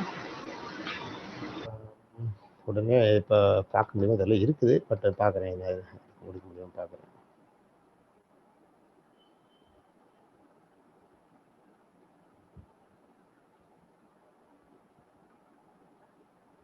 அதுக்கு முன்னாடி வேற என்ன கேள்வி பாருங்க, அதுக்குள்ள நான் எங்கே கிடைக்கும்னு பார்க்குறது. மெடிக்கல் வேஸ்ட்டை பற்றியும் கேட்டிருக்காங்க. நான் அதை எப்படி ஹேண்டில் பண்ணுறது மெடிக்கல் அப்படின்ற வேஸ்ட் மாதிரி. நான் பண்ணுறது இல்லை. ஏன்னா மெடிக்கல் வேஸ்ட் என்னுடைய சப்ஜெக்ட் இல்லை, அது ஹாஸ்பிட்டல் ரிலேட்டட் இது. நான் வந்து இந்த குப்பை வேலைக்காக நான் வரவே இல்லை. நான் வந்தது சுற்றுச்சூழல் வேலைக்காக வந்து அது குப்பையில் வந்து நான் உள்ள நுழைஞ்சிட்டேன். ஸோ அதனால நான் முழுமையாக இண்டஸ்ட்ரியல் வேஸ்ட் அது இதுன்னு ஃபுல்லாலாம் எடுத்துக்கல. இயற்கையோடு இருக்கக்கூடிய இந்த டொமஸ்டிக் வேஸ்ட்டு, வீடுகளில் வரக்கூடிய மோர் தென் 80% குப்பை அதுதான் டீல் பண்ணிட்டு இருக்கேன். ஸோ எனக்கு மெடிக்கல் வேஸ்ட் பண்ணுறதா தான் பண்ணலாம், அதை பற்றி இல்லை. இயற்கையான முறையில் நான் பண்ணுவேன். அது சிலர் ஏற்றுக்க மாட்டாங்க. உதாரணத்துக்கு சொல்லணும்னா, இப்போ இந்த ப்ளசண்டா அப்படின்னுவாங்க, குழந்தை பிறந்ததுக்கு அப்புறம் வரக்கூடிய அந்த தொப்புள் கொடி, அது வந்து மெடிக்கல் வேஸ்ட்டில் கொண்டு போயிட்டாங்க. ஸோ என்னை பொறுத்தவரைக்கும் அது மெடிக்கல் வேஸ்ட்டுன்றது நான் ஒத்துக்கல. அது சும்மா சாதாரணமாக டீபரியல் பண்ணாவே போதும். ஒரு குழந்தை பிறந்ததுக்கப்புறம் அந்த தொப்புள் கொடியை வெட்டிட்டு குழந்தைய மட்டும் வீட்டுக்கு கொண்டு போயிடுறாங்க. அது தொப்புள் கொடி வெட்டினா அது வந்து குப்பைன்னு சொல்லிடுறாங்க. அது மெடிக்கல் வேஸ்ட்டுன்னு சொல்கிறாங்க. அது வந்து எந்த விதத்துலையும் சாத்தியம்னு நான் நினைக்கல. அதை வந்து டீபரியல் பண்ணாவே போதும், சாதாரண ஒரு விஷயம் தான். அதை வச்சு இன்னும் நிறைய பண்ணலாம், நிறைய இயற்கையான முறையில் வேலைகளை பண்ணலாம். பட் அது மெடிக்கல் ஃபீல்டில் இருக்கவங்க அதை ஏற்றுக்கல. ஸோ அதனால் எனக்கும் அவங்களுக்கு நிறைய உடன்பாடு இருக்குது. அடுத்தது பார்த்தீங்கன்னா, இதில் நம்ம நம்ம சின்ன தொப்புள் கொடி 200 கிராம், 150 கிராம், 200 கிராம், 300 கிராம் இருக்கக்கூடிய தொப்புள் கொடியே வந்து மெடிக்கல் வேஸ்ட் நம்ம சொல்கிறோம். ஆனால் நம்ம தமிழ்நாடு கல்ச்சர் வேறு பார்த்தீங்கன்னா,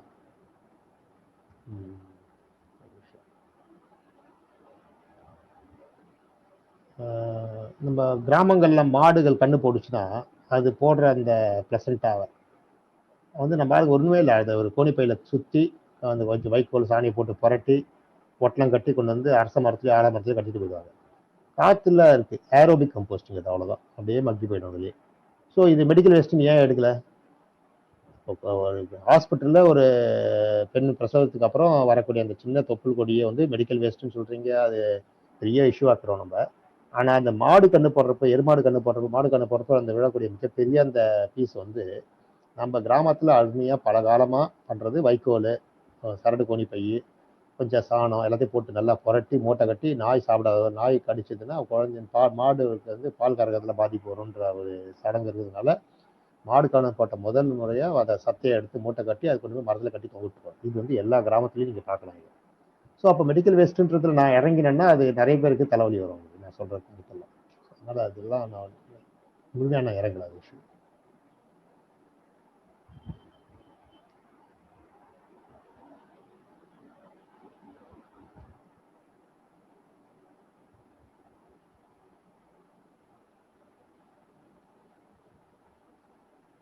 பேப்பர் செக்ரிகேஷன், பேப்பர் செக்ரிகேட் பண்ணுற இடம் அது சில்சரில் இருக்குது. இப்போ பார்த்தீங்கன்னா எல்லா பேப்பரும் கொட்டி வச்சுருக்காங்க.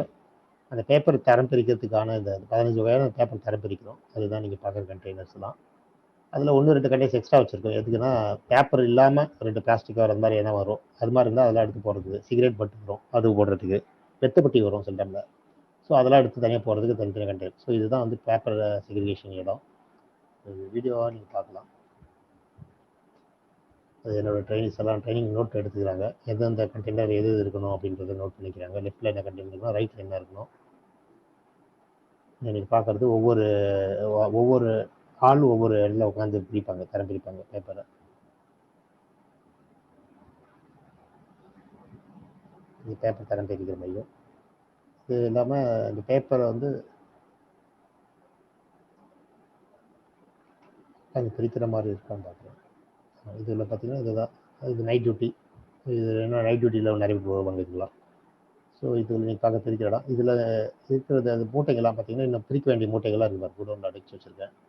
இதெல்லாம் பேப்பர் மூட்டைங்க தான். எல்லாம் கலந்த பேப்பர் மூட்டைங்க. இப்போ தான் டர்சரி ஆரம்பித்தோம், அது முன்னாடி டர்சரி இல்லை, அதனால எல்லாத்தையும் கொண்டு வந்து குடோனில் அடைச்சி வச்சுருக்கோம், எல்லா பேப்பர் மூட்டையும்.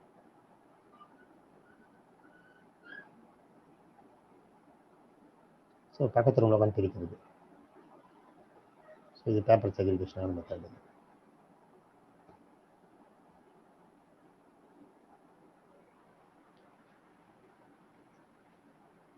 ஹலோ அண்ணா, ஹலோ. அடுத்த கேள்வி இருக்காங்க. இதை நம்ம அடுத்த தலைமுறைக்கு எப்படி எடுத்துட்டு போறது? அடுத்த தலைமுறைக்கு இதை நம்ம சொல்லி கொடுத்துட்டோம் அப்படின்னா நம்மளால இதை கண்டிப்பா செஞ்சிட முடியும் இல்லையா? அதே மாதிரி இதை நீங்க இன்ஸ்டிடியூஷன்ஸ்ல அந்த மாதிரி போய் அவங்களுக்கு ஒரு அவேர்னஸ் கிரியேட் பண்றதுக்கு நிறைய வாய்ப்பு எப்படியான வாய்ப்பு இருக்கு? எல்லா இன்ஸ்டியூஷன் கூப்பிட்டா தயவுசெய்து கண்டிப்பாக நான் போகிறேன், எல்லா இன்ஸ்டியூஷனும் போகிறேன். ஆனால் நான் ஃப்ரீயாக போக மாட்டேன், ஏன்னா ஃப்ரீயாக பண்ணி பண்ணி நான் வெறுத்து போயிட்டேன். 15 வருஷம் என் லைஃப்பில் வந்து 12 வருஷம் நம்ம வேலூரில் 1997 92 இந்த ஃபீல்டு வந்தேன். அதை காலேஜில் முடித்தேன் அப்படியே. அதுக்கப்புறம் 96 97 தொடங்கி 2006 வரைக்கும் சோஷியல் ஒர்க்காக தான் வேலூரில் பண்ணேன். சம்பளம் இல்லாமல் பண்ணேன். என்னோடய ஃப்ரெண்ட்ஸோட சப்போர்ட் கொஞ்சம் ஹெல்ப் பண்ணாங்க, அது மூலிமா தான் பண்ணேன். என்னோடய ட்ராவல் எக்ஸ்பென்டிச்சர்லாம் அவங்க தான் ஹெல்ப் பண்ணாங்க. $100 பர் மந்த்னு எனக்கு கொடுத்தாங்க. அதன் மூலிமா தான் நான் 2006 வரைக்கும் தாக்கு பிடிச்சேன். ஆனால் நான் செஞ்ச 2006 வரைக்கும் செஞ்ச நிறைய ப்ராஜெக்ட் காணாமல் போயிடுச்சு. 32 ப்ராஜெக்ட் காணாமல் போயிடுச்சு வேலூர்லேருந்து. ஏன்னா நான் எல்லாமே இலவசமாக பண்ணி கொடுத்தேன். அது எனக்கு அவங்களுக்கு மரியாதை தெரியல, மதிப்பு தெரியல நான் செஞ்சு கொடுத்தேன். ஏன்னா அதில் ஒரு ஆடிட்டிங் ரிப்போர்ட் கிடையாது, நான் யார்கிட்ட பணம் கை நீட்டி வாங்கலை, எனக்கு வவுச்சர் கிடையாது, பில் கிடையாது, எதுவுமே இல்லை. அப்போ அது மாதிரி இருக்கப்போ அதெல்லாம் அவங்களுக்கு பிரச்சனையே தெரியல. ஒரு ப்ராஜெக்ட் வேணாமா இழுத்து மூட்டு க்ளோஸ் பண்ணிட்டு அந்த பில்டிங் அடிச்சுட்டு போ அப்படின்ற மாதிரி ஒரு பண்ணாங்க. ஸோ 2006 அப்புறம் தான் வந்து, அதுக்கு முன்னாடி நிறைய கூப்பிடுவாங்க, நான் போவேன். அப்புறம் அங்கே போனதுக்கப்புறம் இல்லை கம்மிட்டி கேன்சல் ஆகிடுச்சு, நீங்கள் அடுத்த வாரம் வாங்குவாங்க. அப்போல்லாம் லேப்டாப்லாம் கிடையாது, எல்சிடி இது ஒரு ப்ரொஜெக்டர் ஒன்று வச்சுருப்பேன், இந்த 35mm ஸ்லைட் ப்ரொஜெக்டர்னு. அந்த ப்ரொஜெக்டருக்கு ஒவ்வொரு ஸ்லைடாக தான் விழும். அந்த ஸ்லைடு தூக்கின்னு போகிறதுக்கு 2 விஐபி 2 சூட் கேஸு. அந்த சூட் கேஸோட ஒயருமே வந்து ஒரு 3 அடி ஒயரம் இருக்கும். அந்த சூட் கேஸ் லெஃப்ட்டில் ஒரு கையில் ஒன்று, ரைட்டில் ஒரு கையில் ஒன்று, தோள்பட்டையில் ஒரு பேக் ஒன்று, ஒரு வாட்டர் பாட்டில் ஒன்று, கேமரா, ஃபஸ்ட் எய்ட் பாக்ஸ் எல்லாம் தூக்கின்னு தான் எங்கே வேணாலும் வெளியே போவேன்.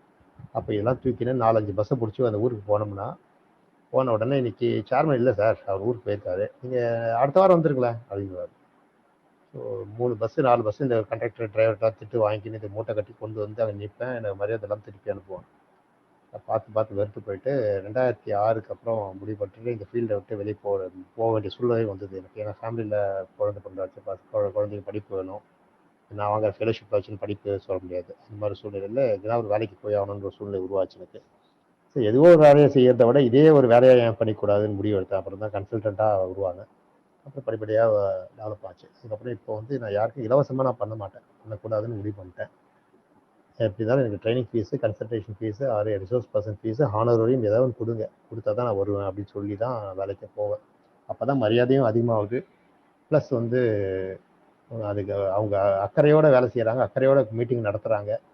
இல்லைனா ஒரு எதுவுமே உனது அதாவது திடீர்னு போனோமா ஏதோ ஒரு கும்பலோட தானே என்ன உட்கார வைக்கிறாங்க. அதெல்லாம் வந்து ஒரு சாத்தியமாக இல்லை. அதனால் கண்டிப்பாக இன்ஸ்டியூஷன்லாம் கூப்பிட்டா கண்டிப்பாக நான் போகிறேன், பேசுகிறேன், செய்வேன். ட்ரீட்மெண்ட்டை ஒழுங்காக ட்ரீட் பண்ணால் நான் கண்டினியூ பண்ணுவேன். இல்லை நம்ம கொஞ்சம் பயன்படுத்தி தூக்கி போடுறவங்களும் இருக்கிறாங்க. ஸோ அது மாதிரி இருக்கவங்க அதை அதோட விட்டுட்டு மற்ற வேலையை பார்க்க. எனக்கு இருக்கிற நேரம் இல்லை. ஃபஸ்ட்டு வந்து ஒரு நாளைக்கு 18 மணி நேரம் வேலை செய்கிற ஆளுனாலாம். அதனால் வந்து இதுதான் வந்து எக்ஸ்ட்ரா. இப்போ லாக்டவுனில் வீட்டில் இருந்துக்கிட்டு நிறைய வேலை பண்ணிட்டு இருக்கேன். மொட்டை மாடி காய்கறி தோட்டத்தில் விதைகளை உற்பத்தி பண்ணிட்டு இருக்கேன் நிறைய. இப்போ வெளியில் கிடைக்காத விதைகள்லாம் இப்போ உற்பத்தி பண்ணியிருக்கேன். உதாரணத்துக்கு குப்பைக்கீரை அப்படின்னு சொல்லுவாங்க, அது கலவாங்கீரையில் கலந்து கொடுப்பாங்க. குப்பைக்கீரைக்குன்னு விதைலாம் கிடையாது, அது எப்படியே குப்பையில் ஜென்ரலாக வளரும், அது குப்பைக்கரைன்னு சொல்லுவாங்க. கிராமத்தில் வளரும், அது குப்பைக்கரைன்னுவாங்க. ஆனால் அதோட விதை இப்படி தான் இருக்கும், விதையை எடுக்கணும், விதையை சேகரிக்கணும் அப்படின்னு ஒரு முறையை இறங்கி இப்போ குப்பைக்கீரை விதையை உற்பத்தி பண்ணிட்டேன். அதே மாதிரி இன்னொன்று தொழாக்கீரைன்னு ஒன்று இருக்குது, தொழாக்கீரை விதையும் உற்பத்தி பண்ணியிருக்கேன். விதை இப்படி தான் இருக்கும்னு இதுதான் முதல் முறையாக விதையை பார்த்துருக்கேன் நானும். அதே மாதிரி சிலோன் பசலைன்றதுக்கு விதை இருக்குது, முந்திரி மாதிரி இருக்கும் கருப்பாகுது, அதையும் உற்பத்தி பண்ணுறதுக்கான வேலை தொடங்கியிருக்கு இப்போ. அதே மாதிரி நாகரசன் கீரைன்னு சொல்லுவாங்க, அந்த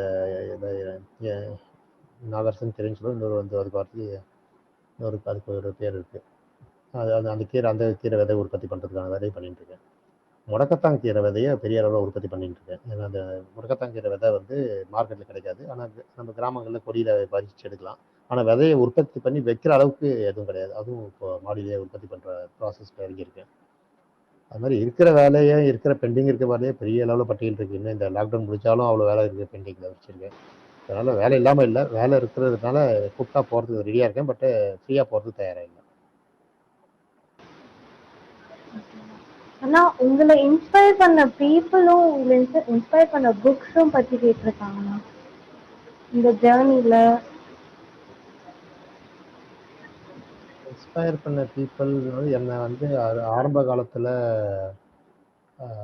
இந்த ஃபீல்டில், அதாவது நான் வந்து சோஷியல் ஒர்க் பண்ணணும் அப்படின்னு நினச்சி நான் போனால் கூட எனக்கு வந்து டிஸ்கரேஜ் பண்ணி தான் திருத்தினவங்க நிறைய பேர் இருக்காங்க. அதில் வந்து முதலாக எனக்கு வந்து என்கரேஜ் பண்ணி இதை செய், நான் கூட இருக்கேன், உனக்கு உதவி செய்கிறேன், உனக்கு கைட் பண்ணுறேன்னு சொன்னது வந்து வேலூரில் சந்திரசேகரன் சொல்லிட்டு உதவும் உள்ளங்கள் நடத்திட்டு இருக்காரு. அவர் தான் எனக்கு முதல்ல ஆரம்பத்தில் வழிகாட்டுதலாக இருந்தவர். அடுத்தது இங்கே ரவுண்ட் டேபிள் கிளப் அப்படின்னு சொல்லிட்டு அதில் வந்து சண்முகம்னு சொல்லிட்டு ஒருத்தர் இருக்காரு. அவர் வந்து ஏசி பேக்கரியோடைய ஓனர். அவர் வந்து எனக்கு நிறைய ஆரம்ப காலத்தில் சின்ன சின்ன உதவியெல்லாம், எப்பப்பெல்லாம் எனக்கு அந்த உதவி தேவைப்படுத்தும், பிளாஸ்டிக் நர்சரி போடுறதுக்கு பிளாஸ்டிக் கவர் தேவைப்படும், சில பிட் நோட்டீஸ் போடுவேன், சில ரப்பர் ஸ்டாம்ப் போட்டு மக்களுக்கு அவேர்னஸ் கொடுக்கறதுக்காக போடுவேன். அது மாதிரிலாம் போடுறப்ப செலவுகள்லாம் அவங்களாம் எனக்கு உதவி செஞ்சவங்க. அதுக்கப்புறம் எனக்கு பெரிய அளவு இன்ஸ்பயர்டாக இருந்தவர் காலேஜில் வந்து என்னோட பாட்னி ப்ரொஃபஸர், என்எஸ்எஸ் உடைய கோஆர்டினேட்டராக இருந்தார், ஸ்ரீனிவாசன் சொல்லிட்டு ப்ரொஃபஸர். அவர் பாட்னி ப்ரொஃபஸர். அவர் அந்த என்எஸ்எஸ்ல பெரிய அளவு ஆர்வமாக கொண்டு வந்தார், புஷ் பண்ணார் என்ன. அது மாதிரி என்சிசியில் இருந்தாங்க, பெஞ்சமின் ஒருத்தர் இருந்தார் ப்ரொஃபஸர். அவர் அப்புறம் ஒய் சந்திர குணசேகர். இது மாதிரி நிறைய அது எனக்கு கிடைச்ச ஆசிரியர்கள் எனக்கு லக்காக கிடைச்சவங்கன்னு தான் சொல்லுவேன் நான். அதுக்கப்புறம் காலேஜ் லைஃப் முடிச்சு வெளியே வரப்போ எக்ஸ்னோர் அமைப்பினுடைய சேர்மன் எம்பி நிர்மல் சொல்லிட்டு சென்னையில் இருக்காங்க. அவங்க தான் வந்து பெரிய அளவில் எனக்கு உலகத்தை காமிச்சவர். ஸோ அவங்க ஒரு 1997 2006 வரைக்கும், 9 வருஷம் அந்த அமைப்போடு இருந்தேன். அவருடைய கைடன்ஸில் நான் இருந்திருக்கேன். அதே மாதிரி என் நண்பர்கள் நிறைய பேர் எனக்கு நிறைய ஹெல்ப் பண்ணி இருந்திருக்காங்க. இப்போ எனக்கு ஆரம்பத்தில் எக்ஸ்னோர் அமைப்பில் இருக்கப்பவே சங்கீதா ஸ்ரீராம்னு ஒருத்தங்க இருந்தாங்க, என் கூட நிறைய சப்போர்ட் பண்ணாங்க, கைட் பண்ணாங்க நிறைய. அதே மாதிரி நிறைய நிறைய பேர் இருக்காங்க அதில். அந்த சூழ்நிலையில் இருந்தவங்க, ராம் ஒருத்தருங்க, அது மாதிரி நிறைய இருக்காங்க. அவங்கெல்லாம் வந்து எனக்கு கூட வந்து நான் பண்ணுற தப்பு தான் கரெக்ட் பண்ணியிருந்தாங்க. அதுக்கப்புறம் அரசாங்கத்தில் ஓரளவுக்கு எனக்கு இன்ஸ்பயராக இருந்தவங்க, இப்போ வேலூரில் இப்போ எம்ஹெச்ஓ முனிசிபல் ஹெல்த் ஆஃபீஸராக இருந்தார். கொஞ்சம் போல்டாக டெசிஷன் எடுக்கக்கூடிய ஆள், அதிரடியாக பேசக்கூடிய, அதிரடியாக முடிவு எடுப்பார், மோட்டிவேஷன் நிறைய கொடுப்பார். அது மாதிரி கிடைச்சவர் இருக்கு. அதுக்கப்புறம் நிறைய தமிழ்நாட்டில் இருக்கக்கூடிய ஒரு 4-5 முக்கியமான ஐஏஎஸ் ஆஃபீஸர்ஸ், அவங்களாம் வந்து ப்ராப்பராக என்னை கைட் பண்ணாங்க. நான் தப்பு பண்ணாலும் கரெக்ட் பண்ணுவாங்க. ப்ளஸ் வந்து என்னை புஷ் பண்ணாங்க. அதில் ரொம்ப ரொம்ப எனக்கு பெரிய அளவில் சப்போர்ட் பண்ணவங்க ஆரம்பத்துலேருந்து அப்படின்னு சொன்னால் சாந்தா சிவன் நாயர்னு சொல்லிட்டு ஐஏஎஸ் ஆஃபீஸர். அவங்க ஒரு பெரிய அளவில் எனக்கு சப்போர்ட் பண்ணவங்க. தமிழ்நாட்டு மட்டும் இல்லை, இந்தியா லெவலில் அவங்க இருக்கிறப்போ டெல்லியிலேருந்தும் செக்ரட்டரி ஃபார் ரூரல் டெவலப்மெண்ட்டில் இருந்தாங்க. அவங்க அப்பயும் டெல்லிக்கு கூப்பிட்டு நிறைய விஷயங்களை மற்ற ஸ்டேட்டுக்கு பரப்புறதுக்கு காரணமாக இருந்தவங்க அவங்க தான். இவங்களாம் வந்து ஆரம்பத்துலேருந்து எனக்கு உதவியாக இருந்தவங்க. அண்ணா நம்ம ஆல்மோஸ்ட் நிகழ்ச்சியோட இறுதிக்கு வந்துட்டோம். எனக்கு நீங்க உங்க இறுதியா ஏதாவது சொல்லுங்க சொல்லிக்கலாமா? இல்லை, இது ஹோப், நிறைய ஹோப் இருக்கு. யாரும் அந்த குப்பை அப்படின்ற ஒரு ஃபீல்டு வந்து ஒதுக்குறோன்ற ஃபீல்டில் ஒதுக்க வேண்டாம். இது வந்து அதாவது நம்மளுடைய கற்பனை என்னன்னா, இது ஒரு கீழ்த்தரமான வேலை அப்படின்னு தான் நம்ம எல்லாரும் பார்க்குறோம். அதுதான் ஒரு, அதாவது என்னன்னா பிலோ டிக்னிட்டி ஜாப் லிஸ்ட் அது இருக்கு. உதாரணத்துக்கு நம்ம சொல்லணும்னா, இந்தியாவில் டாப் மோஸ்ட்ல பிரசிடென்ட் ஆஃப் இந்தியாவிலேருந்து, பிரைம் மினிஸ்டர்லேருந்து, கேபினெட் மினிஸ்டர்லேருந்து, MLA, MP, collector, SP, MLA, local DFO, IFS officer, இப்படியே போய் பேங்க் மேனேஜர், கிளர்க்கு அப்படின்னு இறங்கி இறங்கி இறங்கி கடைசி பட்டியலில், இந்தியாவில் இருக்கக்கூடிய எல்லா பட்டியல் கடைசியில் நீங்கள் எடுத்தீங்கன்னா, அந்த கடைசியில் வரவங்க யாராக இருக்குன்னா சானிட்டரி ஒர்க்கர்ஸ், சானிட்டரி ஒர்க் அப்படின்ற மாதிரி ஆக்கிட்டாங்க. அதனால இந்த குப்பை சமாச்சாரம், சானிடேஷன் இஷ்யூ, என்வரான்மெண்டல் சப்ஜெக்ட் எல்லாம் வந்து ரொம்ப மட்டமான சப்ஜெக்டுன்ற மாதிரி நம்ம திட்டம் போட்டுச்சு. ஆனால் இப்போ நீங்கள் பார்த்தீங்க, கொரோனாவில் இருந்தது வந்து medical field, sanitation field and காவல்துறை, இந்த 3 தான் வந்து இந்த ஃப்ரண்ட் லைன் பீப்புளாக மாறிட்டாங்க. அப்போ சானிடேஷன் நீங்கள் எவ்வளோ ஒதுக்குனீங்களோ அவ்வளோ டாப்பில் வந்து நிற்குது பாருங்க. சானிடேஷன் இல்லாமல் ஒரு நாடு மேலே வராது. அப்போ அந்த சானிடேஷன் ஃபீல்டை சயின்டிஃபிக்காக திங்க் பண்ணாமல், சயின்டிஃபிக்காக ஒர்க் பண்ணாமல் சானிடேஷன் ப்ராப்ளத்தை சால்வ் பண்ண முடியாது. அதனால் சானிடேஷன் ஃபீல்டை ஒதுக்காமல் அந்த சானிடேஷன் ஃபீல்டில் வந்தாங்கன்னா கண்டிப்பாக பெரிய எதிர்காலம் இருக்காது. ஏன்னா கண்டிப்பா இந்த செஷன் வந்து எங்க எல்லாருக்குமே வேஸ்ட் பத்தின ஒரு பார்வைய கண்டிப்பா மாத்திருக்கு. நிறைய யங்ஸ்டர்ஸையும் இது டிரான்ஸ்ஃபார்ம் பண்ணும் அப்படின்னு நம்புறோம். உங்களோட ஒர்க் ஷாப்ஸும் அட்டென்ட் பண்ணணும்னு எல்லாரும் விரும்புறோம்.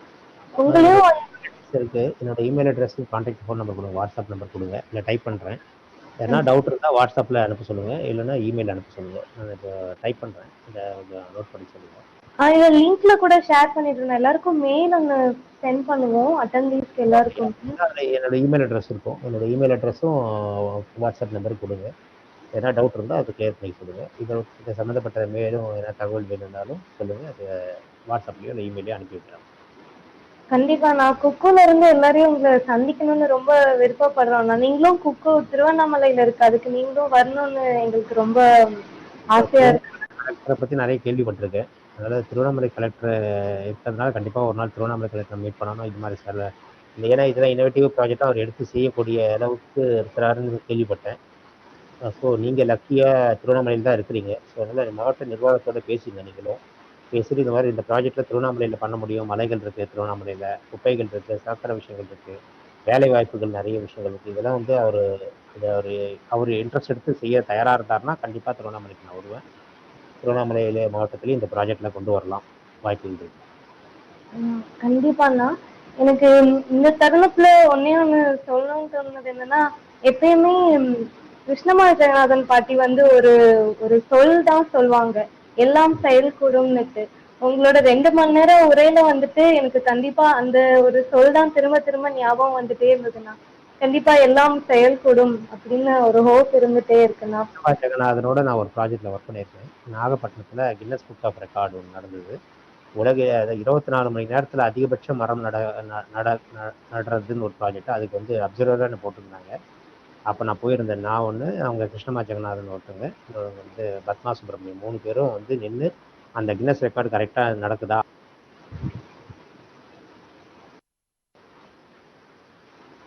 ஆனா உங்க மைக் மட்டும் கேட்கலண்ணா, உங்க வாய்ஸ் மட்டும். இல்ல நான் இன்னும் சரியா கேட்கல.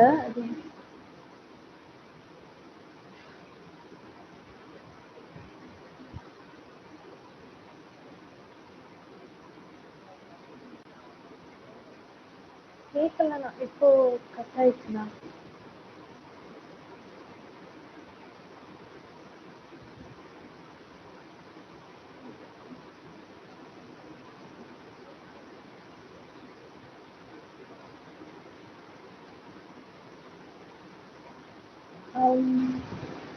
இன்னும் கேட்கலண்ணா. அவங்க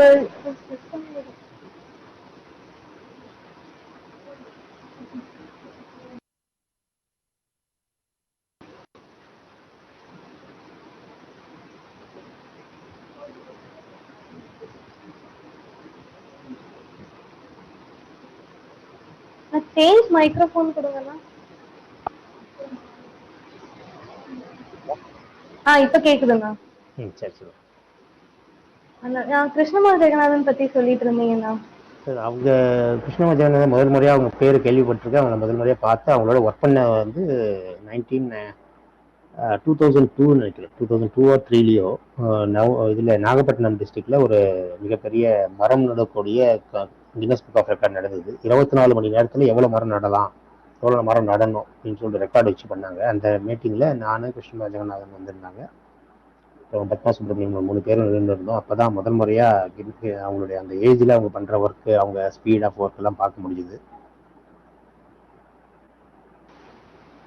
ரொம்ப சந்தோஷம் தான். எப்பவுமே குக்கூக்கு வந்து ரொம்ப நெருக்கமானவங்க அவங்க. ஸோ அவங்களும் உங்க கூட சேர்ந்து இருக்காங்க, நடந்திருக்கு ஒரு இன்சிடென்ட் ஈவெண்ட் நடக்கும், ரொம்ப சந்தோஷமா இருக்குண்ணா. கடைசியா நான் விஷ்ணு பிரியா அக்காக்கும் மீல் டாக்குமெண்ட்ரிக்கும் நன்றி சொல்லிக்கிறேண்ணா. தேங்க்யூண்ணா.